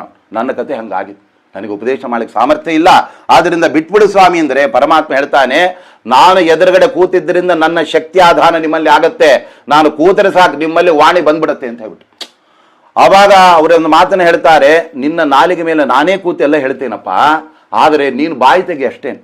ಆದ್ದರಿಂದ ಆ ಭೀಷ್ಮಸ್ಥೇನ ಕೇಶವೇನ ಅಂತ ಮಹಾಭಾರತ ಅರ್ಪಣೆ, ನಾನು ನಿನ್ನ ನಾಲಿಗೆ ಮೇಲೆ ಕೂತು ಅದೃಷ್ಟನಾಗಿ ಹೇಳ್ತೇನೆ. ಯಾಕೆಂದ್ರೆ ನಾನು ಹೇಳಿದ್ರೆ ಪಾಂಡವರು ಕೇಳೋದಿಲ್ಲ. ಧರ್ಮರಾಜನಿಗೆ ಯುದ್ಧ ಆದ್ಮೇಲೆ ತಪ್ಪು ಅಂತ ಸಂದೇಹ, ಯುದ್ಧಕ್ಕಿಂತ ಮುಂಚೆನೆ ಇದು ತಪ್ಪು ಅಂತ ಅರ್ಜುನನಿಗೆ, ಎರಡೂ ಪರಿಹಾರ ಮಾಡಿದವನು ಕೃಷ್ಣನ್. ಯುದ್ಧ ಮಾಡೋದಕ್ಕಿಂತ ಮುಂಚೆ ಅರ್ಜುನ ಹೇಳಿದ, ಇವ್ರನ್ನೆಲ್ಲ ಕೊಂದು ನಾನು ಯಾವ ನರಕಕ್ಕೋಲೆ, ನಂಗೆ ಯುದ್ಧ ಬೇಡ ಅಂತ. ಪರಮಾತ್ಮ ಹೇಳಿದ, ಇವ್ರು ಅಯೋಗ್ಯ ಸೋಳ ಮಕ್ಕಳು ಒಬ್ಬೊಬ್ಬರಿಗಿಂತ, ಇವ್ರು ನೀನು ಕೊಲ್ದಿದ್ರೆ ಇನ್ಯಾರು ಕೊಲ್ಬೇಕು? ಕ್ಷತ್ರಿಯನಿಗೆ ದುಷ್ಟರ ಸಂಹಾರ ಅದು ಅವನಿಗೆ ಶಾಸ್ತ್ರವಿಹಿತವಾದದ್ದು. ಆದ್ದರಿಂದ ಮುಂದೆ ಭೀಮಸೇನ ದೇವರು ಹೇಳ್ತಾರೆ, ಎಲ್ಲರೂ ಕೂಡ ತರ್ಪಣ ಕೊಟ್ಬಿಡೋಣ ಭೀಮಸೇನ, ಆದ್ರೆ ಎಲ್ಲ ತಗೊಂಡು ಬಾ, ಎಲ್ಲ ದುರ್ಯೋಧನಾದಿಗಳ ತರ್ಪಣ ಕೊಡ್ತೇನೆ ಅಂತ. ಅದಕ್ಕೆ ಭೀಮಸೇನ ದೇವರು ಹೇಳ್ತಾರೆ, ಅಣ್ಣ ಎಂಥ ಮಾತಾಡ್ತಾ ಇದೆಯಾ, ಆ ದುರ್ಯೋಧನಾದಿ ದುಷ್ಟಗಳಿಗೆ ಯಾವತ್ತೂ ಕೂಡ ಒಳಿತಾಗಬಾರ್ದು, ಅವ್ರಿಗೆ ಎಂಥದ್ದಾಗ್ಬೇಕು ಗೊತ್ತಾ, ಕಷ್ಟಾತ್ ಕಷ್ಟತರಂ ಯಾಂತೋ ಸರ್ವೇ ದುರ್ಯೋಧನಾದಯ ಅಂತ ಹೇಳ್ಬಿಡ್ತಾರೆ. ದುಷ್ಟರಿಗೆ ಒಳ್ಳೇದಾಗ್ಲಿ ಅಂದ್ರೆ ಅಯ್ಯೋ ಪಾಪ ಅಂದ್ರೆ ಆಯುಸ್ ಜಾಸ್ತಿ ಅಂತ, ಅದನ್ನು ಅವ್ರ ನಿರ್ನಾಮ ಆಗ್ಬೇಕು. ಆದ್ದರಿಂದ ಕೊಡಬೇಡ ಅವ್ರಿಗೆಲ್ಲ ಅಂತ ಹೇಳ್ಬಿಡ್ತಾರೆ. ಹಾಗೆ ಪರಮಾತ್ಮ ಆ ಸಂದರ್ಭದಲ್ಲಿ ಪಾಂಡವರ್ಗ ಅದೆಲ್ಲ ಉಪದೇಶವನ್ನು ಮಾಡಿಸ್ತಾ ಇರ್ತಾನೆ ತಾನೇ ಕೂತು. ಆ ಸಂದರ್ಭದಲ್ಲಿ ಭೀಷ್ಮರು ಹೇಳ್ತಾರೆ, ಸ್ವನಿಯಮಂ ಅಪಹಾಯ ಮತ್ ಪ್ರತಿಜ್ಞಾಂ ಋತಮಧಿಕರ್ತುಮಿಹ ಅವಪ್ಲುತಃ ರಥಸ್ಥಃ ಧೃತಚರಣ ಸರ್ವ ಅಭ್ಯಗಾತು ಗು ಹರಿರಿವ ಹಂತುಂ ಇಭಂ ಗತೋತ್ತರೀಯ. ಅವ್ರು ಹೇಳ್ತಾರೆ, ಭೀಷ್ಮಾಚಾರ್ಯ ಸ್ವಾಮಿ ನೀನು ಎಂಥ ಕರುಣ, ನೀನು ನನ್ನ ಮಾತು ಸುಳ್ಳಾದ್ರೂ ಪರವಾಗಿಲ್ಲ, ನನ್ನ ಭಕ್ತರ ಮಾತು ಸತ್ಯ ಆಗಬೇಕು ಅನ್ನೋ ನೀನು. ಯಾಕೆ ಅಂದರೆ ಯುದ್ಧ ಘೋಷಣೆಯಾದಾಗ ಕೃಷ್ಣ ಪರಮಾತ್ಮನ ಹತ್ರ ಅರ್ಜುನ ಬಂದ, ಸ್ವಾಮಿ ಯುದ್ಧ ಘೋಷಣೆ ಆಗಿದೆ, ನೀನು ನನ್ನ ಪಕ್ಷಕ್ಕೆ ಇರು. ಕೃಷ್ಣ ಹೇಳಿದ, ನಾನು ಯುದ್ಧ ಎಲ್ಲ ಮಾಡಲ್ಲ, ಬರೀ ಕುದುರೆ ಚಾಟಿ ಹಿಡಿತೇನೆ, ಆದರೆ ಯುದ್ಧ ಮಾತ್ರ ಮಾಡೋದಿಲ್ಲ, ಒಪ್ಪಿಗೆನಾ ಅಂತ ಕೇಳಿದ್ರು. ಅದಕ್ಕೆ ಅವನು ಹೇಳಿದ, ನೀನು ಇದ್ರೆ ಸಾಕಪ್ಪ, ಯುದ್ಧ ಯಾಕೆ ಮಾಡಬೇಕಾಗಿ. ಯಾಕಂದ್ರೆ ಕೃಷ್ಣ ಅಲ್ಲಿ ಬಂದುಕೊಳ್ಳೆ ತನ್ನ ಕುಡಿ ನೋಟದಿಂದ ಎಲ್ಲಾ ಕೌರವರ ಆಯುಸ್ಸನ್ನು ಹೀರ್ಬಿಟ್ಟಿದ, ಮತ್ತೆ ಅವರು ಬದುಕೋದೆ. ಕರೆಂಟ್ ಸರಬರಾಜು ಆಗತಕ್ಕಂಥ ವೈರ್ ಹಿಡಿದ್ರೆ ಅದು ಎಲ್ಲ ಹೀರ್ಬಿಡತ್ತೆ, ಆಮೇಲೆ ಹೆಣ ಕೆಳ ಬಿದ್ದಿರತ್ತೆ. ಪರಮಾತ್ಮ ದೊಡ್ಡ ಕರೆಂಟ್ ಅವನು, ವಿದ್ಯುತ್ ಶಕ್ತಿ ಅವನು.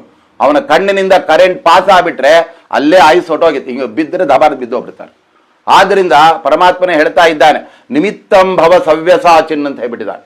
ನಿನಗೆ ಕೀರ್ತಿ ಕೊಡಬೇಕು ಅಂತ ಇರೋದು ನಾನು, ನನಗೇನು ಕೀರ್ತಿ ಬೇಕಾಗಿಲ್ಲ. ಎಲ್ಲ ಅರ್ಜುನ 11 ಅಕ್ಷೋಹಿಣಿ ಸೈನ್ಯದಲ್ಲಿ 5 ಅಕ್ಷೋಹಿಣಿ ಸೈನ್ಯ ಅರ್ಜುನೊಬ್ಬನೇ ಕೊಂದಿದ್ದಾನೆ ಎಂದು ಕೀರ್ತಿ ಕೊಡಬೇಕಾಗಿದೆ. ಆದ್ದರಿಂದ ಮಯೈವೇತೆ ನಿಹತಾಹ ಸರ್ವ ಏತೆ ಅಂತಾನೆ ಪರಮಾತ್ಮ. ಮೊದಲೇ ಅವರೆಲ್ಲ ಸತ್ತು ಹೋಗಿದ್ದಾರೆ, ಸತ್ತವ್ರ ಮೇಲೆ ಮತ್ತೆ ನೀನು ಹೊಡೆಯೋದಷ್ಟೇ ಕೆಲಸ. ಆ ತರಹ ಆ ಪರಮಾತ್ಮ ನಾನು ಯುದ್ಧ ಮಾಡಲ್ಲ ಅಂತ ಅವನು ಸಂಕಲ್ಪ ಮಾಡಿದ್ದು ಭೀಷ್ಮಾಚಾರ್ಯ ಗೊತ್ತಾಗ.